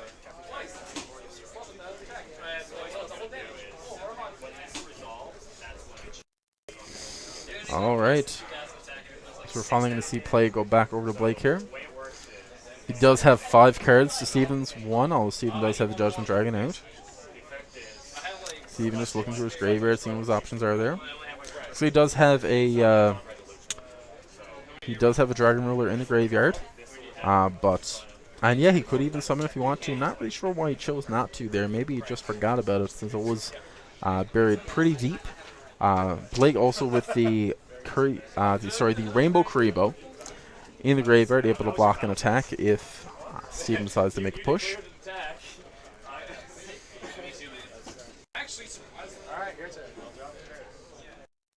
Alright, play is back over to Blake. What is he going to be doing? He is analyzing his option there now, and he does need to get this Judgment Dragon off the field to be able to win this game. And there's the Tour Guide summon. Looks like he might be planning a little bit of a comeback here. Maybe a push with Dante and another monster. Dante is a light monster though, so if he can go into Dante, he will be able to go into Construct, assuming he has a Shaddoll card left in his hand.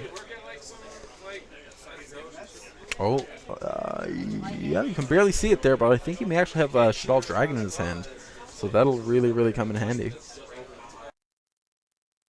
Alright, so the Tour Guide brings out Skarm to potentially search another Tour Guide next turn, if there is a next turn.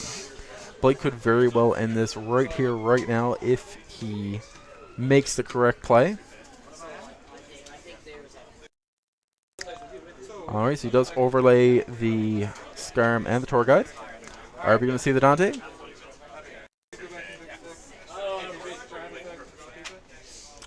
Oh, he's considered. Oh, he went for Nightmare Shark. And oh no, Steven still has 2,300 left. This will not be able to end the game whatsoever. Oh, he does have the set Wind Blast though. So he will be able to get Judgment Dragon off the field, and he will stop Judgment Dragon from using the effect next turn by getting Steven down to 300 life points.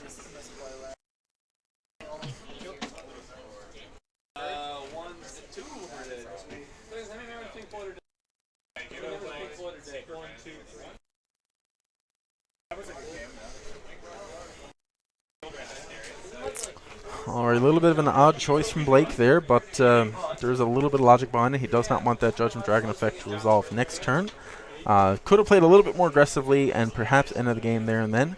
But if he did not have another monster that he could have summoned, he just would have ended the turn with the... still would have had the Construct and the Wind Blast down, though. A little bit of a stronger field in this case. Although that said, if he can get rid of the Judgment Dragon, he will be in a pretty good spot. But Steven... Oh, Steven actually just chooses to straight up summon Raiden. So really, really interesting play here. He can bring out a Star Eater, however, again, not really what he wants to be doing here. He should make that attack, force that trap card, and then start to build up his field again using normal summon and the Dragon Ruler in his graveyard. Oh, and he's looking through. Is he going to summon it? I just noticed he does have an Eclipse Wyvern there, so he may be able to get another JD if he's able to banish that.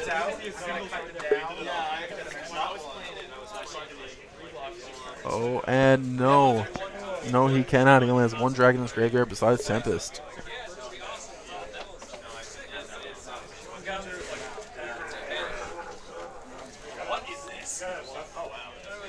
And there is the Wind Blast. That is going to be spinning the Judgment Dragon back to the top of the deck. Only riding out right now. 6-0. 6-0 battery man. That's fucked. That was literally what they were saying. Like, I have no idea what these people are saying.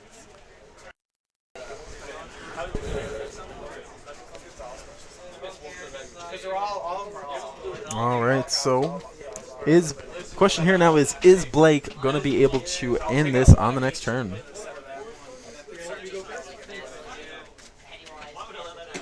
He is in a really, really good spot here. He does need to be able to field at least one more monster and attack over the ride and be able to take game this turn before another Judgment Dragon hits the field.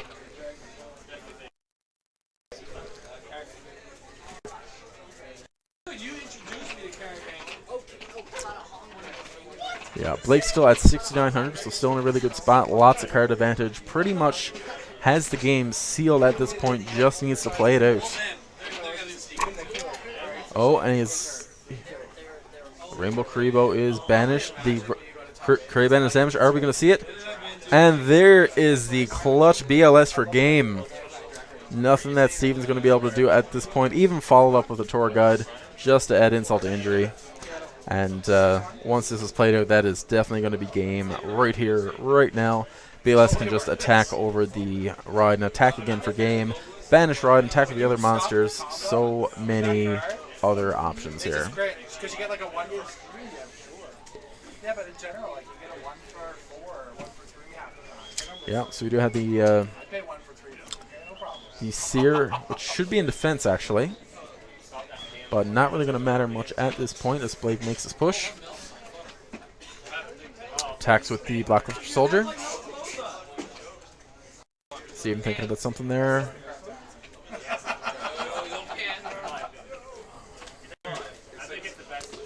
Oh. What it does, just kind of sorting it all out there, and looks like that should be game now.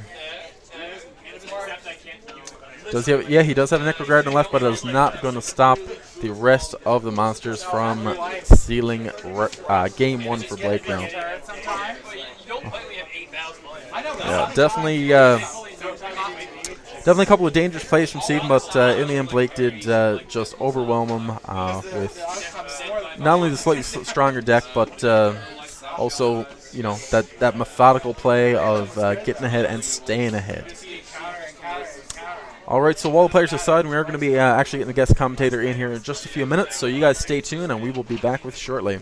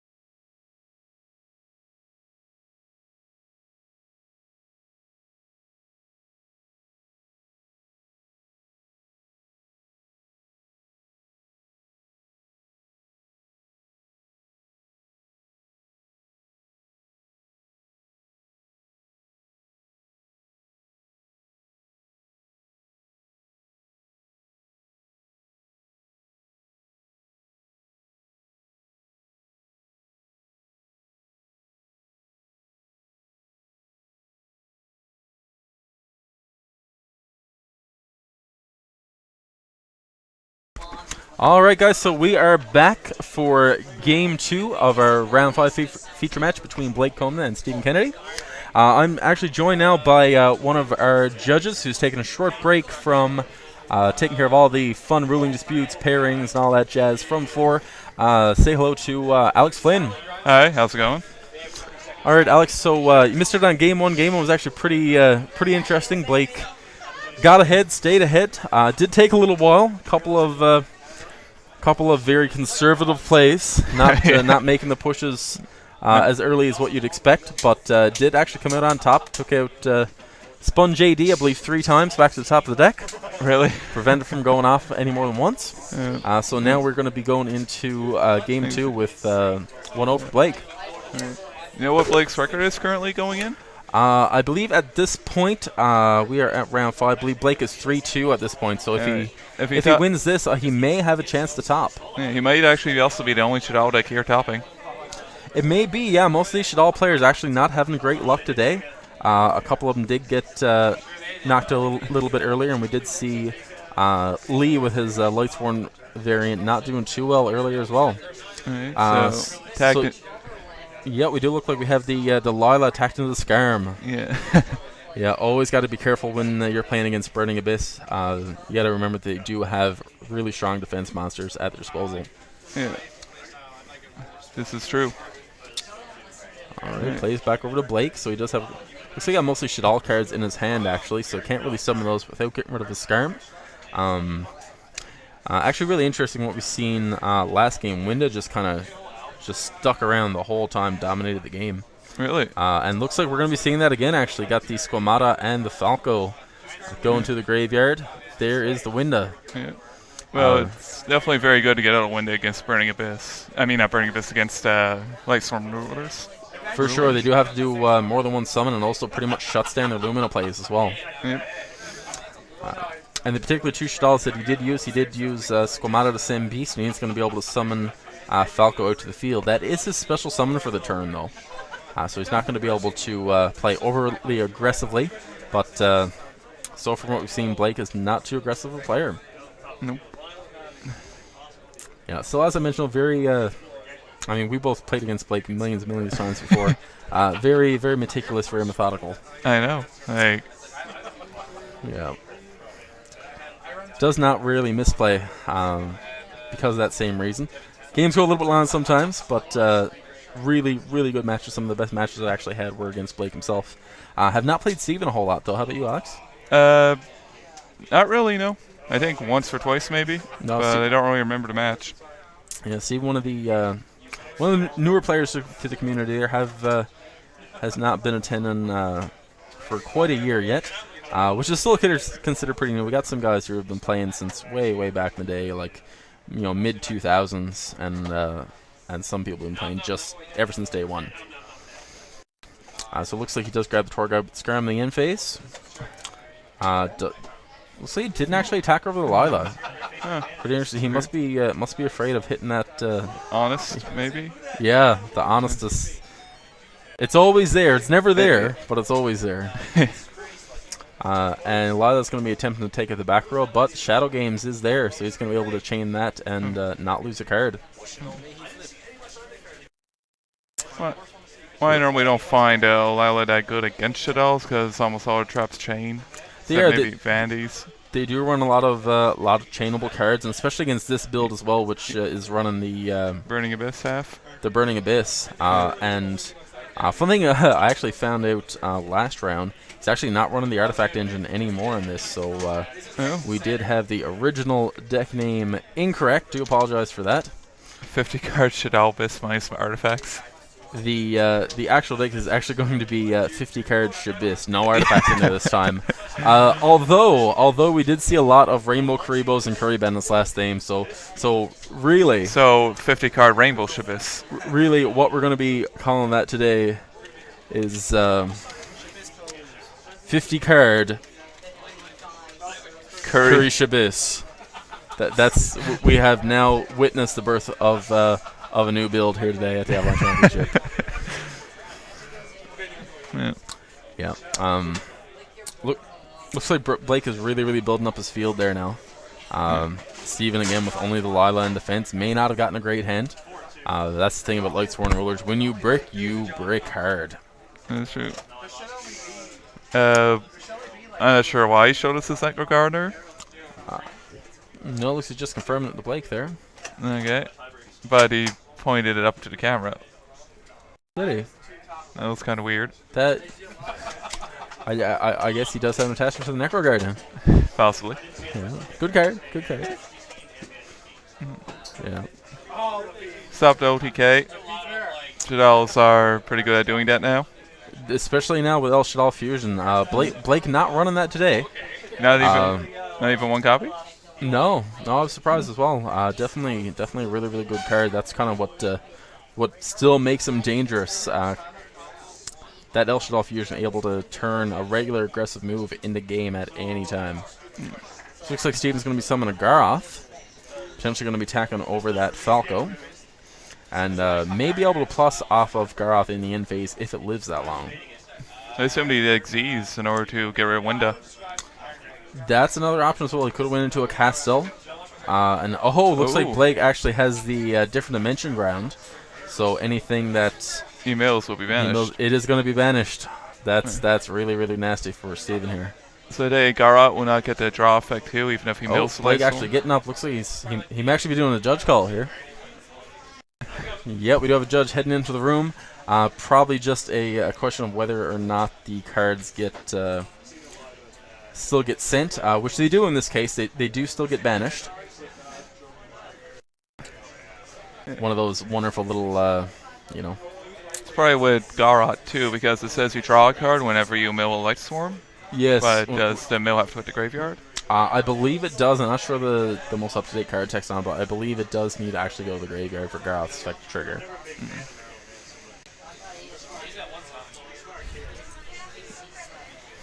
Alright, so we got the judge right there fixing that. Blake on his phone there for a minute. Checking the time, I guess. Definitely, Lightsworn Ruler's definitely not a deck that you want to go into time to. No. They can just make a really, really huge push, do enough damage to the point where you may win the game eventually, but you're definitely not going to be able to get your life down anytime soon. Right. Steve is doing a judge calendar. Hold on. You right back? Alright, looks like we do need some extra judges on the floor. We do have one in here at the feature match. And Alex just got called away to do another judge call at another table. Definitely some some little ruling disputes going on here today, but it is all in good fun. Yeah. Big special thank you actually to Alex as well as Steve Butt, who's on here a little bit earlier today doing commentary for rounds 3 and 4.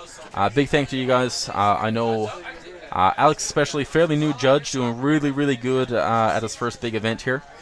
And Steve has been judged for a while, just like myself. Again, bringing that experience to the table, really, really helpful to not only us here at the event staff, but also for the players at the tables as well, bringing that great player experience for them. Looks like we're still waiting on the final call on the Garoth different dimension ground Lila ruling.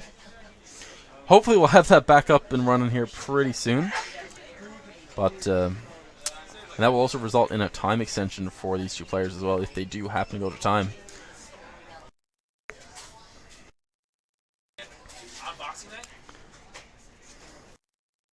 I drove in that storm. I drove before it started until after it ended. Alright, looks like we're almost done there. I left St. John's at 6. Yeah, and there are the banished monsters on top of the deck. Welcome back, Alex. Hello. Made it back. Quick Yep. ruling. Excellent, excellent. What matchup was it? Shadals versus Lightsworm Shadals versus Shadals, I think. Almost a mirror match. Almost. Close to a mirror match. And the different dimension ground really putting the hurt on Steven here as a bunch of his monsters. Did he get all Lightsworms milled, or what? Not all Lightsworms. Looks like he actually had a Ghost Grey there, probably a Gores. Yeah, I'd say. Yeah, not too bad, but you really don't want any of the Light Swarm to be banished unless you're doing it by your own effects. Yeah. Looks like that you do have another question. Alright guys, looks like we do have a little bit of appeal here, so we are going to be right back. Alex is going to take over the stream here for a few minutes while we get this straightened away. Oh boy, I have no idea what to do. I have no idea what to do. I don't know.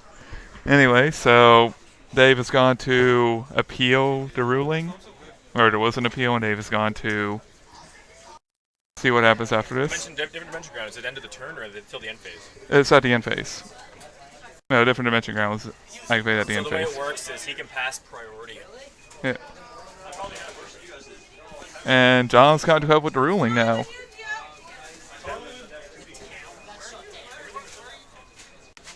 What time are those guys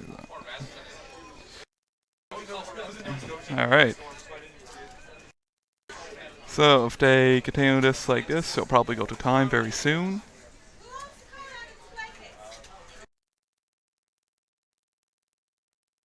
And yeah.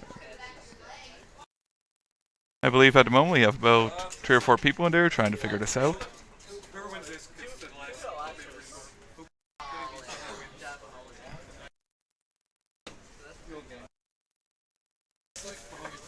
Alright.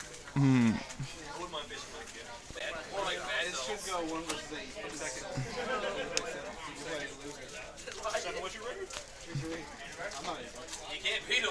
Second place, but I only lost to John. Should have beat you for the fucking Do do do. obviously. I didn't know that was a thing.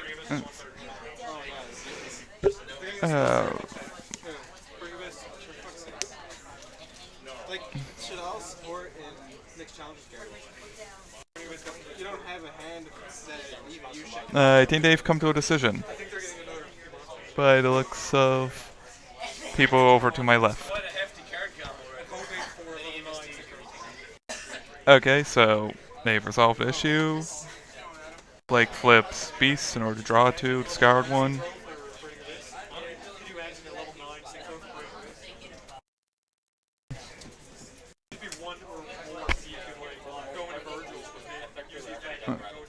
Discards the Falco again to get a special for a turn. I don't have an airhead that urge to hit someone's face as much as you was then. Alright everyone, I am back. Alright, so yeah, a did you little resolve bit the problem? of yeah, we did actually solve the problem. That was the big issue. Yeah, we did actually need to get 2 judges on that, just because we did have an appeal, and that's where I come in. First appeal of the day, actually, so pretty good overall. So we did rule that the effect of Garth does not activate, since the 3 cards that were milled were all monsters, and they got banished instead. In order for Garth to activate, the cards would have to hit the graveyard in the first place. And because the trigger condition is not met, no effect is activated. And there we go. So That's how we rule in the Avalon. It is. It certainly is. So it looks like play has continued on here. Has anything interesting happened so far? Let's see. Activate a beast, special Falco after beast discard. And he attacked into Garat with, I think it was Winda. So he might have gone over his Fear of Honest. Yes, it looks like he's done that. Now he can definitely attack over the Lila. No Fear of Honest in defense position. And then the 2200 direct damage. Alright. I should actually check if they're on time yet. They've still got 2 minutes. All right. In addition to Judge Call the Gods, that should actually have probably about 5 minutes left at this point.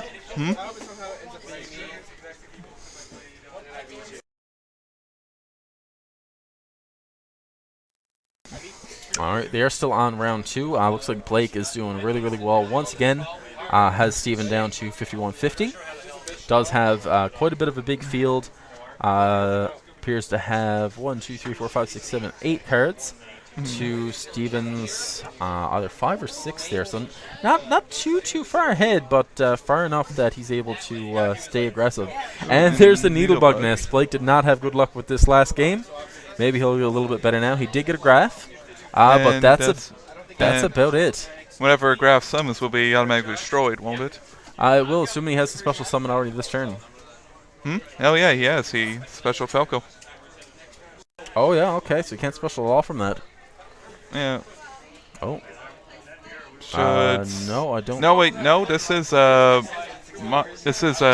done it during. Oh, he did it during Steve's Steven's turn. Okay, Yeah. so has not special summoned this turn. So he is going to be able to send the Seer. Seer activates. Does he have a Skarm or a Dante he can use at this point? No, because he already yeah. summoned. Not the best choice instead. A little bit of a misplay. May not affect the outcome of the match. Probably not. I believe Steve has a Raikou set. It does look like it, yep. So He can hit the back row, but that's about it. Nothing else is... he can is- hit a dragon too, because there's nothing for him to target with dragon's effect. That's true. He does not have any spell that traps out. Pretty usual of Lightsworn rulers. Yeah.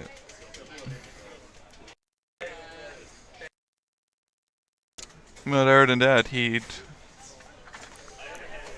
So assuming that is Anything the Raikou he has down, Stevens at 5150. If he does manage to field at least one more big attacker that doesn't get taken up by Raikou, that may be game.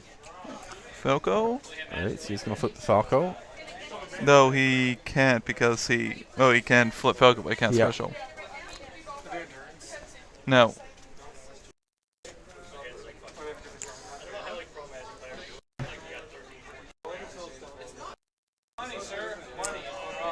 Alright, he's choosing the target for Falco carefully.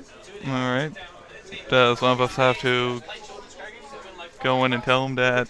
It's on I believe the last summon was on Wasn't the last. was on Steven's turn actually. Oh, For was the- it? Oh, Yep, yeah, the- it was. The He passed Seer it. summon by Graf. Yeah. So he's going to be attacking. Flips the Raikou. What's he going to target? Winda? Oh, did he target Winda? He appeared to No. have target Winda, which. Oh, Oh, okay. he No, targeted he the did back target row. the back row. Blake did give him that one. Only hits the Needlebug Nest. Didn't chain it though, which is interesting, but not really much Well, benefit he could get out of it with a full field. it's true. And probably scar him, that's about it. That's about it. So another attack's going to go through. Is Blake going to be able to get game? Probably not, but he's going to be pretty close. He could have a Tempest Magician in his side deck. Or, I mean, extra deck. That is possible as well. That definitely interesting pick a few months ago when Shadal's were first out. He did Necro Gardener though, Oh, so there we he go. will stay in the game for another turn. That is true. Yeah, the question here is, does he have enough Lightsworn monsters in his graveyard for a comeback? Or does he have any Dragon Rulers he can use to attack Winda? He has a Diablos in his hand. Not sure if there's enough lights in his grave. That would definitely be another good option. Could get rid of that Oh. set monster. Oh, he's got the Book of Moon on the Winda. What are we going to see? Alright. We can potentially see a big play here. 1, 2, 3, 4. Oh, Ooh, yes. Let's is see. it going to be... Nope, it's... No, it's Light Ray Diablos, actually. No Judgment Dragon. Oh, but he could send Is he Winda go- set now, so that makes it a Diablos target. He can. He can get rid of either the, I believe, the set monster or the set back row. Yeah. Forcing the back row might be the best option in this case, since you already know what the that he has the set hedgehog, I believe. I believe it was Lizard. It was okay. It was Squamata. All right. No, I'm not. No, we're not. No one's on. Oh, that's a bad card. Don't run this tower. This tower sucks. Yeah. Towers is a bad card. Don't run it. It's bad. You'll never see it. All right. So looks like you tried to summon an Aaron. We won't play it. Last week I did get first turn towers against him.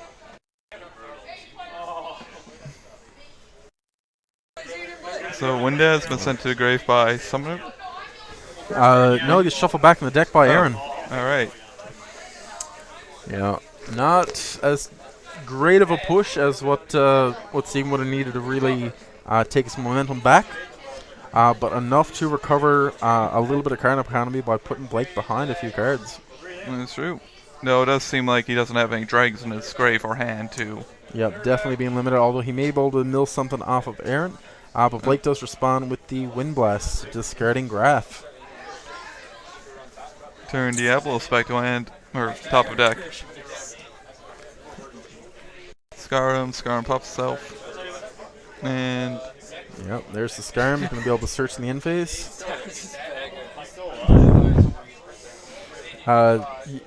Yes, apparently the general consensus here today is that Cleveland Towers is a bad card. It's bad. You're a scrub. You play towers. Yeah, pro tip of the day. Don't play Cleveland Towers. I play towers. You do not play towers. I play towers. All right. Still back card. Dies to Obelisk, says That the is true. comments. Dies to Obelisk. Everything dies to Obelisk.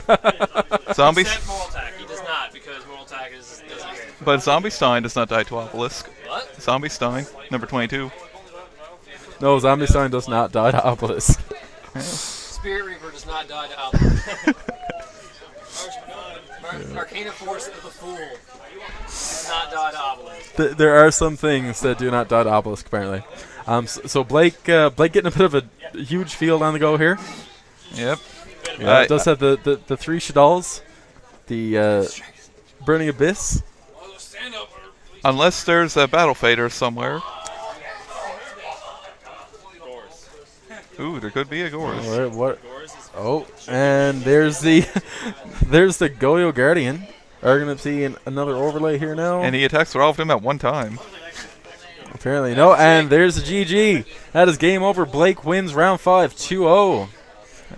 Congratulations to Blake. We're going to be getting And him in here in his a few new minutes. deck that never existed before today. Yes, winning round 5 with his 50 card Curry Shabis deck. Does it actually have 50 cards? I've been told. Okay. I don't have the deck list on me, but we may take a look at it after the tournament. Let's make sure. We need to be specific though. If it has 49 cards, it needs to be 49 card. It certainly does. We do 30. need to have the correct card account. Exactly. All right, everyone. So we will be back here in just a few minutes with both myself and Blake, just to talk to him a little bit about this past round, about his deck, and about his experience at the tournament here today.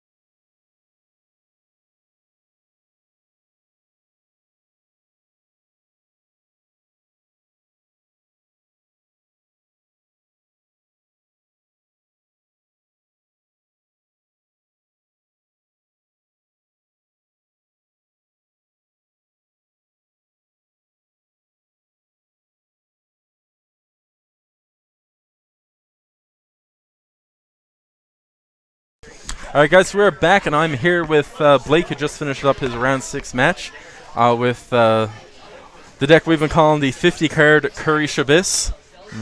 Yeah. You could call How it was your that. match, Blake? It was fun. Went against an old enemy, Light Swarm, with a few Light Ray, a few rulers in there. That Necro Garden, man, that card always haunts me, but I guess it was pretty fun, yeah. Awesome. And one thing we noticed during the games, especially game 1, those mills. Yeah. I have about 30. No, I have about 30. I think 28 monsters or so. I should probably increase it for cards like the Needlebug Nest, but yeah, they weren't nice to me today. I don't think those mills. The Needlebug Nest, the Curry Bandit, not quite as bad, but still, No, you can still pretty add rough. a card, but Yeah. no. Every now and then it'd be nice. I'd mill a BA, mill Falco or something, and get some effects off. But for the most part, no. Definitely. I know game 1, or should I say, game 2 was kind of straightforward. Was pretty much got in the lead, stayed there the whole time, took the match. Yeah. It seemed to be pretty easy, at least. Yes, pretty easy match, but like I said, it was fun. He's getting better as a player, I gotta say. Met him a few months ago now, and he's learning the rules and everything, and yeah, he's paying attention to the effects. Yeah. Definitely. All right, so we're going to be starting the top 8 here pretty soon. We're going to have our first top 8 feature match for all you guys to check out. We're going to be streaming that here in probably about 5-10 minutes. And aside from that, thank you very, very much for everyone who's come out to compete in the 6 rounds of Swiss that we had here today. And thank Blake for coming on and talk to us for a few minutes. Yeah, thanks. It was an awesome day today.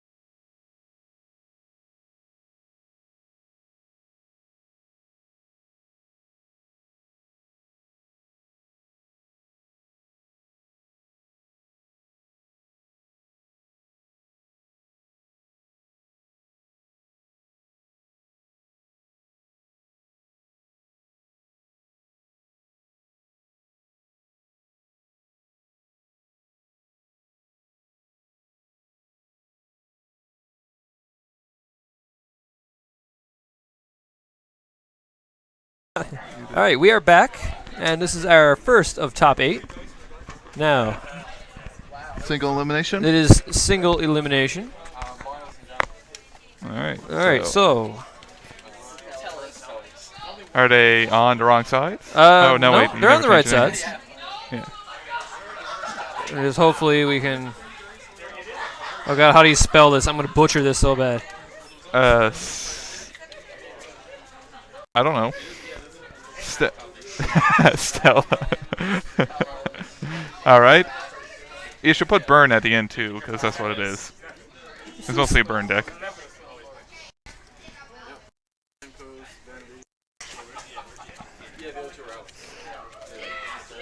Oh, never mind. Hold on for a second.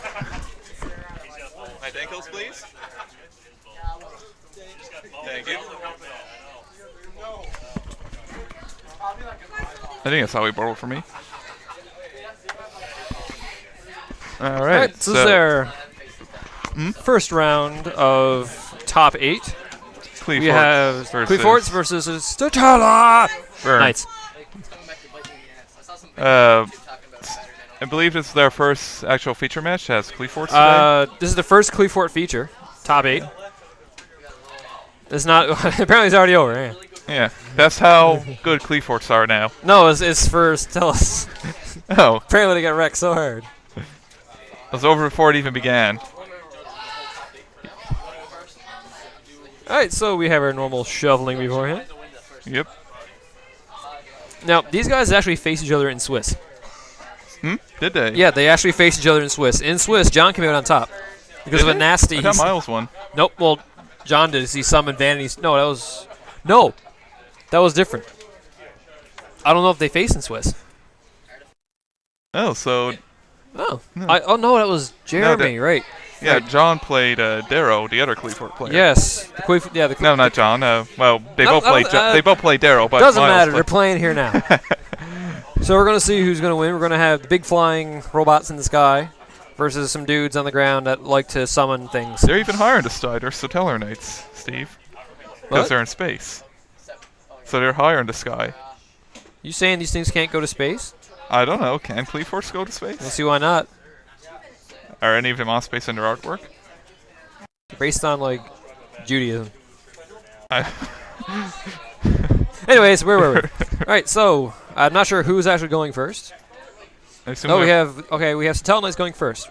with So Miles opens the Rota. Looks like John has that searcher. yeah, that card we all hate. Yeah, that. Oh look, my name is MST written all over it, Mr. Scout. Yep. And we have the Rota. Looks like it might be for a Deneb, I think. Move your hand. Probably at a neb, yes. Move your hand.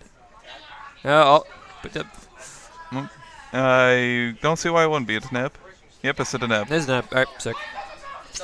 That's the standard search at the beginning. Usually it's pretty good. It's not bad. It's pretty decent. Yep. Card's decent. Okay. That's so- Deneb. And neb's the search. What's he going to look for? He's going to look for, it looks like a Vega. Yeah, it's a Vega. Bit strange. I assume he's got an Altair in Must hand. have Altair in hand. He's going to search the Vega. Possibly even El Sam in hand. Maybe another Rhoda, but he would have played it already. Yes, I do believe there's an Altair in his hand. Yes, there is. There is. There's And a breakthrough skill, which is horrible against Squillarts. it is. Oh, John, okay, pass the turn. That's Summoner's Art. So maybe he's going to bait him out. No? Okay. I know there's a breakthrough, but there might be something else. Oh, and he baited it. He baits it. That's Stellanova Alpha. Little does he know, he has another. Yeah, there it is. Got in hand. Yep. So that's good. He baited that out. Now that's a breakthrough skill, so that's not going to do anything. In fact, it's the opposite of good against Cool Lords. Because, sure, they want you to negate their effects. This is true. All right. The You know, only he has a time duality. He has a carrier, I believe. And the only time it would have any value would probably be to hit disc with it after it is Disc revealed. after the tribute, so like the only time it's good. Yes. Well, you can negate the. Double attack of. Yeah, you Shell. can negate Shell, but you can just do it again next turn. Yeah. No, I think he forgets he was tributed by. No, wait. I don't know. Might be, anyways. Don't matter. Yeah, disc is like the only thing you really want to hit with it. If you break through a shell, don't break through a shell. Unless it's a volcanic shell, then you're really bad. So, all right. So you're gonna play the duality. All right, So so nope, he nope, will not be nope. special summoning this turn. No, he gets Oh, the Vanities, the Space, and another Summoner's Art. he will probably pick the Vanities. If I say the because- Vanities or the Art to be a backup, just in case he has something to get rid of the Scout, yeah, he's taking the Vanities. Yeah, like, because if he gets Vanities out against the Tellers and Yeah, just that's- one monster. Yeah, then- just basically what he can do now is really lock it down. Summon that monster, play the equip, set Vanities. And Yeah. that's hurting. That's can't game. kill it by That's fi- basically game from there. Unless because he already played the Alpha. So Yeah. he's out in Alpha. You can try to burn him to death. He could, That'd be... okay, looks like there's a Helix, actually, not a Carrier. It's a Helix. but he has a carrier in hand too. He does have a Carrier in hand. Oh, he's attacking. And, of course, you can't break through that because that'd be kind of bad. Yeah. So let's does actually increase attack the for attack. 28 instead, or 27. 27. No, against 300 from this. Yeah, against 300. And negate his effect, it goes Yeah. to 24. It goes to 27. All right. Oh, and he drew the Warning. So Warning's very nice to draw, just not right now. Well, then again, if he tributes him, he can negate the summon, but he can still get the search, and he can still panel him. Now he could try to bait out the Vanities because then he'd Yeah, have how to does he know he has the Vanities, right? He knows he has Vanities because it was. He duality for it, right? So Yeah. he knows. What am I saying? He does know he has it.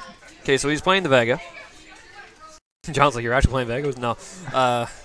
Vega's not really see that often in Stella Knights, are they? I don't think so. No, I don't. No, I don't think they've seen that much. You might be No. waiting for the Vanities? No. Yeah, okay, Yeah, there's the so- Vanities. Yeah. So, So, now he's going to have to pop it in order to tribute. Yes. However, if he's smart, he's not going to pop it. Because Yeah, what's he going to do? Honest? He might actually. He might lose some damage. It won't get the kill because he can't be killed by battle.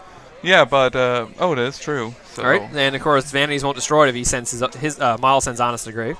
If John plays Honest, I'm be questioning why he's playing Honest in an all Earth machine deck. But there's some weird strategies going on. oh man, It looks like he's searching with Scout. yes sir. Why wouldn't you? Uh, Oh no, he's going for it. He doesn't know he has the disc.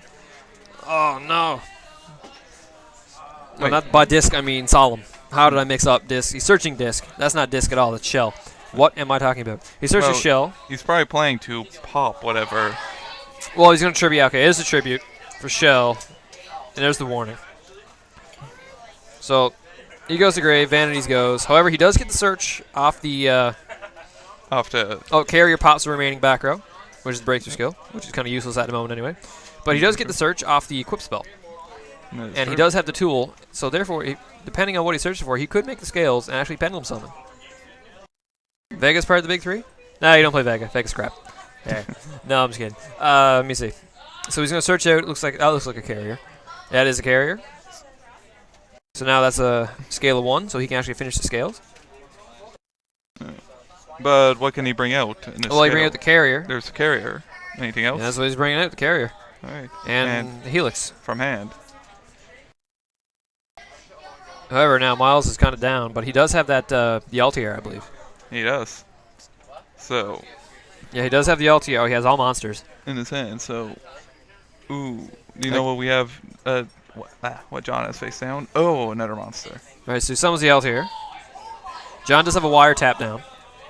But however, that's not going to come into play at the moment. All right, so Altair starts summons back Vega. Vega specials from the hand, which is going to be... Well, some. Oh, that's some? Oh, but the Torrential. Ooh. And his monsters go. He don't care that his Yeah. monsters are gone. He bring back Yes. next turn. And, of course, Miles, with no spell and trap removal, can't break the scales. And that's why I hate Cleaforts. They're not that bad. They All are that bad. Yeah, they are that bad. They are that All right, bad. so now- I hate both these decks. But they're good decks. So he does take, I believe, 1,000 burn damage. He does. If someone's successful. And Scout. Search. Yep. So I can't tell exactly how much. I can't tell the life. so Life far? is either zoomed out completely out of focus or just off the camera. I But, believe oh, it's there's a off the pendulum. camera. There's a pendulum summon. There it is. Oh, that's attacking. That's a shake. Yep. That's game 1. Game 1 will go to Quillies. Free Wheelies. Is that what you're named them? Free Willies? No, free Quillies. Oh, Free Killies. Okay. Whenever they pendulum, it's like Free Willy jumping over, and you had the Michael Jackson song in the background, right? Across Yes. the river Jordan, you were my friend. Whenever you pendulum summon, that's what happens, right? Yeah. You don't hear it, but somewhere it's happening. Maybe you hear an evil version of it. You hear it in like G major or something, right? As Yeah. well. You hear it sung by Marilyn Manson. That'd be something to see. That'd Hear. actually be pretty awesome. I Or think. something to hear, I should say. Or you want to... It'd definitely be something. Oh, man, it'd be something. All right. So we have our starting for Game 2. Now, this is single elimination, so Miles pretty much, he's Needs to hating. win. Oh, I just saw, I believe I just saw that Battle Guard howling. I know, that card was awesome. Oh, that card is so good. It's a little situational, but it's funny when it's like, what? Yeah, well, hit a Cleveland Scout. Hit the what? I mean, not Scout. What's the one? Shell. Shell or disc, either one of them. Yeah. And compulses and, well, then again, you're back in your hand, you can tribute for it again. Yeah. But compulses and magic cylinder all in one card whenever you're a warrior is targeted for a attack or targeted by a monster effect. It's true. However, it doesn't actually negate the effect. If it did, oh my god. That would be amazing.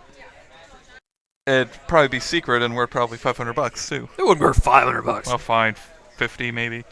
It'd be a couple bucks. I'd say it'd be Scatter a few dollars. I'd say it'd probably be, I don't know, 25. Yep, I don't know. 500 might be an exaggeration. Be a fair few. Like, I'm sure you could. Well, it'd be played more, that's for sure. If it negated the effect, it would be played. Yeah. Might not be played at 3, but it might be played. So, I mean, right now it's like, what? You run this? But it's a good option. It's not a bad card. No, it's not a bad card. It's just it's outclassed by usually like other traps. You don't have room for it. No, it hurts Shadal's a lot actually. What? Yeah, because you hit it when they attack. Oh yeah, it just And pops then- it back to. Okay, anyways, we're starting the game here. So I believe Miles is going to go first. If not, then John opens 2 Night Beams. Oh no, okay. So he summons it to Neb. Why would you have Night Beam against Cleforts? No. He had Night Beam. Oh, Looks like he has. No, it's a Typhoon and a Night Beam. Okay. Yeah, man, Night Beam and Coolies are so good. It's like, oh, you got that Fairy Wind? I'm gonna pop it as much stuff as I can before I play Scout. That way you won't get screwed over when they Fairy Wind you, or Spell Shattering, or X card here. does he have a Scout though? No, he does not. There's that Vandy's. He's going to blind MST first. Oh man, that is the only way to play MST. Is he blind? He's hitting the middle. I know what's he doing? He's seeing if he's going to chain anything. Nope. He Battle Guy, what? Oh, okay. Well, there it goes. Night Beam. Night Beam. Oh, there's another one gone. Get rid of that. What is it? He can't chain to it though. Ceasefire. Ooh, ceasefire. Well, I have to sneeze. summon Scout. Or summon Shell. That's a shell. The shell's 18. That can attack over. Oh no, now it's 21. It can't be popped by battle. So there's no worry being honest in his hand now, which there's not. I believe his hand is a Vega and an Altair. I know. So I don't know what that back row is right now, but hopefully it's something to save him. Hopefully, because with that Vandy's Oh, and but skill but drain, the skill drain. effective Vega. Play that skill drain, son. Play that. Oh, Vanities. Oh, Vandy's. All right, he's gonna bait it. Skill drain. Nope. All right. All right, I guess he wants to save skill drain. Oh. What? Oh, he top decked it. I suppose he's ended his turn. Top decked the carry, so I believe he's gonna summon it. He's Dyken Carrier. He's attacking. Oh, that's. Oh, this is bad position for Miles right now. Oh, he compulses. All right, that's decent. However, the Vanities is gone now. Yes, but there's still the skill drain. There is skill to skill drain. He doesn't know about that one yet. So unless he draws an MST. However, now he searches Tool. Yes, that is true. Oh, look at all 3 of them clumped together. Hmm. Yep, so he does search the Tool, so now this is exceptionally bad because Miles has no answer to Tool. So, or Scout. God, why do I keep calling it by the OCG name? Scout. Scout. Bonk. If you keep saying it to yourself. Boink. All right, anyways. Scout. Scout. All right. I still call Towers Killer. It's just, Yeah, well, it's a much better name. Oh, sounds a hell of a lot better. Judge. All right, so, let me see. So John is, I believe, searching with Scout to search out possibly something to finish the scales. But no, he has no real monsters in his hand to pendulum. Sacrifice. That's a good thing to play. The fact you can search Sacrifice off Scout is silly. I know. That's why it shall be banned. Now he can't be popped by battle, which is one of the main things that I guess Stella's do. Is honest. Is a battle fader, so That's interesting. we live in. However, he's got that drain. Yep, there's that skill drain. but I don't think there's anything else Miles can do right now. I think Miles is stuck in a corner. Yep. He's got because right now it's like okay, I can if I draw space, if I live the next turn, which he will, he has a battle fader. Yeah. He's not dying, but not a skill drain. So, oh man, that's so. If I was him, I wouldn't play. You played it. I'd just if I'd say if Shell didn't kill, I'd probably wait on the fader, but I guess not. So if he draws an MST now, he's kind of worrisome. He's like I can MST the scout, the scout. I can MST the skill drain. But no, what does he have in hand? It has looks like an Altair. Okay, so it'd probably have to be skill drain. Otherwise, he's Well, dead. he hasn't drawn yet. So If he draws MST. I think there's an Altair in his hand. I'm unsure from this angle. But however, John's not done. Nope. John's never done. 3 fourths are never finished. So he searches out. Oh, and there's the scales. The scales has been made. However, he doesn't really have anything to summon. So he has no cards in his hand. What did he draw? I think it was either Callahan or Bottomless. I'm not fully sure. Oh, he says Monster, passes turn. That looks like an Odd Eyes Pendulum Dragon he just drew. No, it's not going to be much help right now, but... You should totally tribute it, like tribute both of them. Summon Odd Eyes, but that'd be a horrible play. It would be, but it'd be hilarious. Oh man, it'd be beyond hilarious. Yeah, it is an Odd Eyes. Okay. It'd be a very odd move to do. Hey.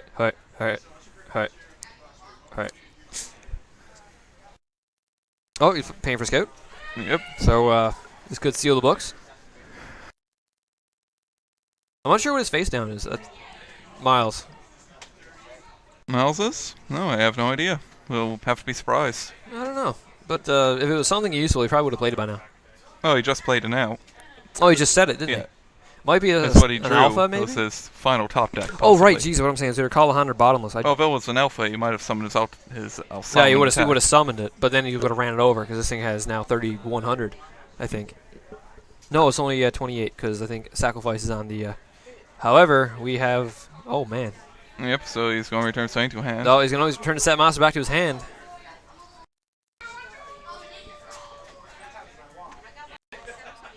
So there's Nihilix. Yep, so he's going to probably go full pendulum scale. Well, the scale's already up now. We have No, one. like, I mean, he's going to special summon. Yep, there's the everything. Pendulum Summon. Old Helix. Oh, man, this is not good. If that's a Mirror Force, that's going to save him.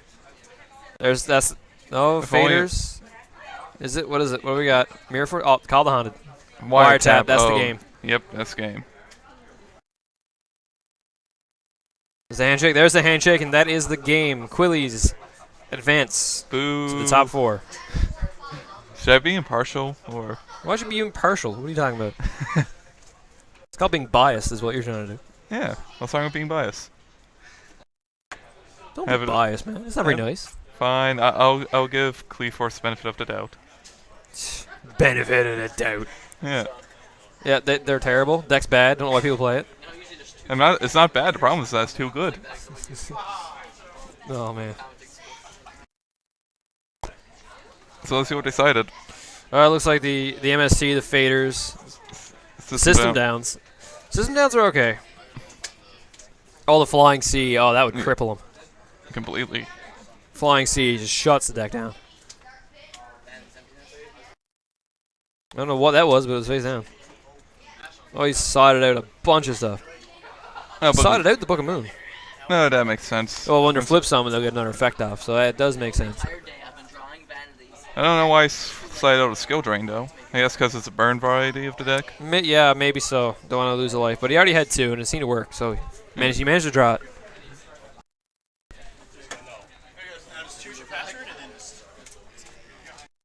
Right, well, that is the game. Alright. I think they're the first one finished They in are, the top 8. too. yes, they are the first group finished in top 8. So John with Coolies move on to top 4. The other Coolie player is playing Rockstun. That might be interesting. Ooh, could be. Yeah, Rockstun is, they finish, I guess, Rockstun now next set when they get the summon negation. Because that stops Pendulum Summon. Oh, wow. Yeah, it's, I think it's a special summon. Or it's a summon in general. Attribute it to negate a summon. Oh. So that does include a Pendulum Summon, so, ooh. And of course, he's a 1900 rock, which you can get back with Block Golem and such. You want to interview Miles now? Or John? Miles, would you like to come have a small interview of what happened here? All right. Miles will be coming now to All right, have an we're going to interview get with a Steve. small couple talk with Miles here.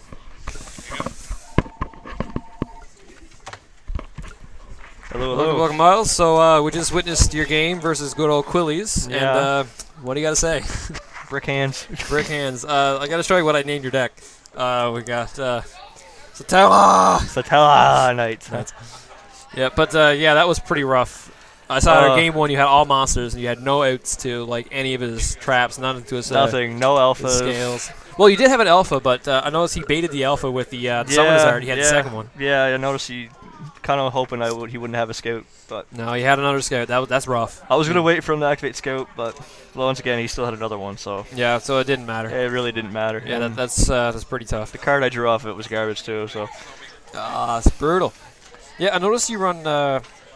What are your thoughts on this? You ran the Battle Guard Howling. I saw that. yeah. How you find the Battle Guard? Is That it, card's really good. I kind of want to main deck 3 of them. Oh my good God! Yes, I really do. I'm going to try to find some space to actually throw that third one in there, as opposed to deciding the third. Well, it's attacks and monster effect targets. Right? Attacks and monster effect targets. And it's like super compulsive. Yeah. What sucks is we were discussing earlier. It doesn't actually negate whatever target or the attack. It doesn't negate the attack, but I usually hit the attacking monster. Oh yeah, you hit the right? probably the biggest if it's going to be. If there's something bigger, I'll hit that one, obviously, but most of the time it's just going to be the attacking monster. For sure, for sure. All right, but are you impressed that you made top 8 though? Like. Yeah, I'm pretty impressed with how I did today. I faced Burning Abyss twice. Ugh. Shadal's twice. Cliffworth twice. Well, around the scale then. Oh yeah, I think they did okay. That's all right. Good old Tell Nice. There's not that many around anymore, but no, you're rocking them. I was the only one here today actually to play. No, you're representing. Yeah. He's the only person here. Gotta rep them. It's pretty good. All right, so this is our first round of top 8. We have more games being played behind me, which you guys can't see, but the feature was the first one done. So we will have a top 4 match in here, as well we'll have the finals in here. So for y'all to witness the magic. For the top 8, I believe, hang on, I actually wrote down, I was curious, and wrote down the deck lists. By deck lists, I mean, not lists, but the decks. So in the top 8, we have 2 Quillies, we have a Satell Knight, we have a Rockstun, we have a Shadow, we have Yang Zing, we have Burning Abyss, and we have a Batteryman. Yeah, the Batteryman. Those are our top 8 decks. So Batteryman undefeated today. Batteryman went undefeated. Undefeated 6 rounds of Swiss. Yeah, it went 6-0 Crazy after good. Swiss. Batteryman. Making them OTKs. He's charging it. He's getting that pulse width modulation techniques to charge that voltage in there. Crazy. And just explode it all everywhere with one big oomph. And with the artifacts in them. Oh, the artifacts are just... I noticed he ran a lot of artifacts and a lot of the ignitions. So that's good against a Quilly matchup because you have a lot... Basically, you're running like 6 MSTs. Yep, last time I faced the Batteryman, every time I hit that Sanctum with that MST, every time. Oh. Unfortunately, every time. Don't blind it. I know, I don't usually blind, but sometimes here lately, blind MSTs have been good for me. I've been hitting Vanities a lot, and Vanities kind of hurts. Oh, yeah, Vanities as is what we've just seen. Yeah, Vanities is something, all right. Yeah, it's a thing. As I'm going to jump off the mic here now, we'll be back with our top 4 game. I'm not sure who's going to be yet, but we'll be back with you. So thanks for listening. We'll be back soon. See you later.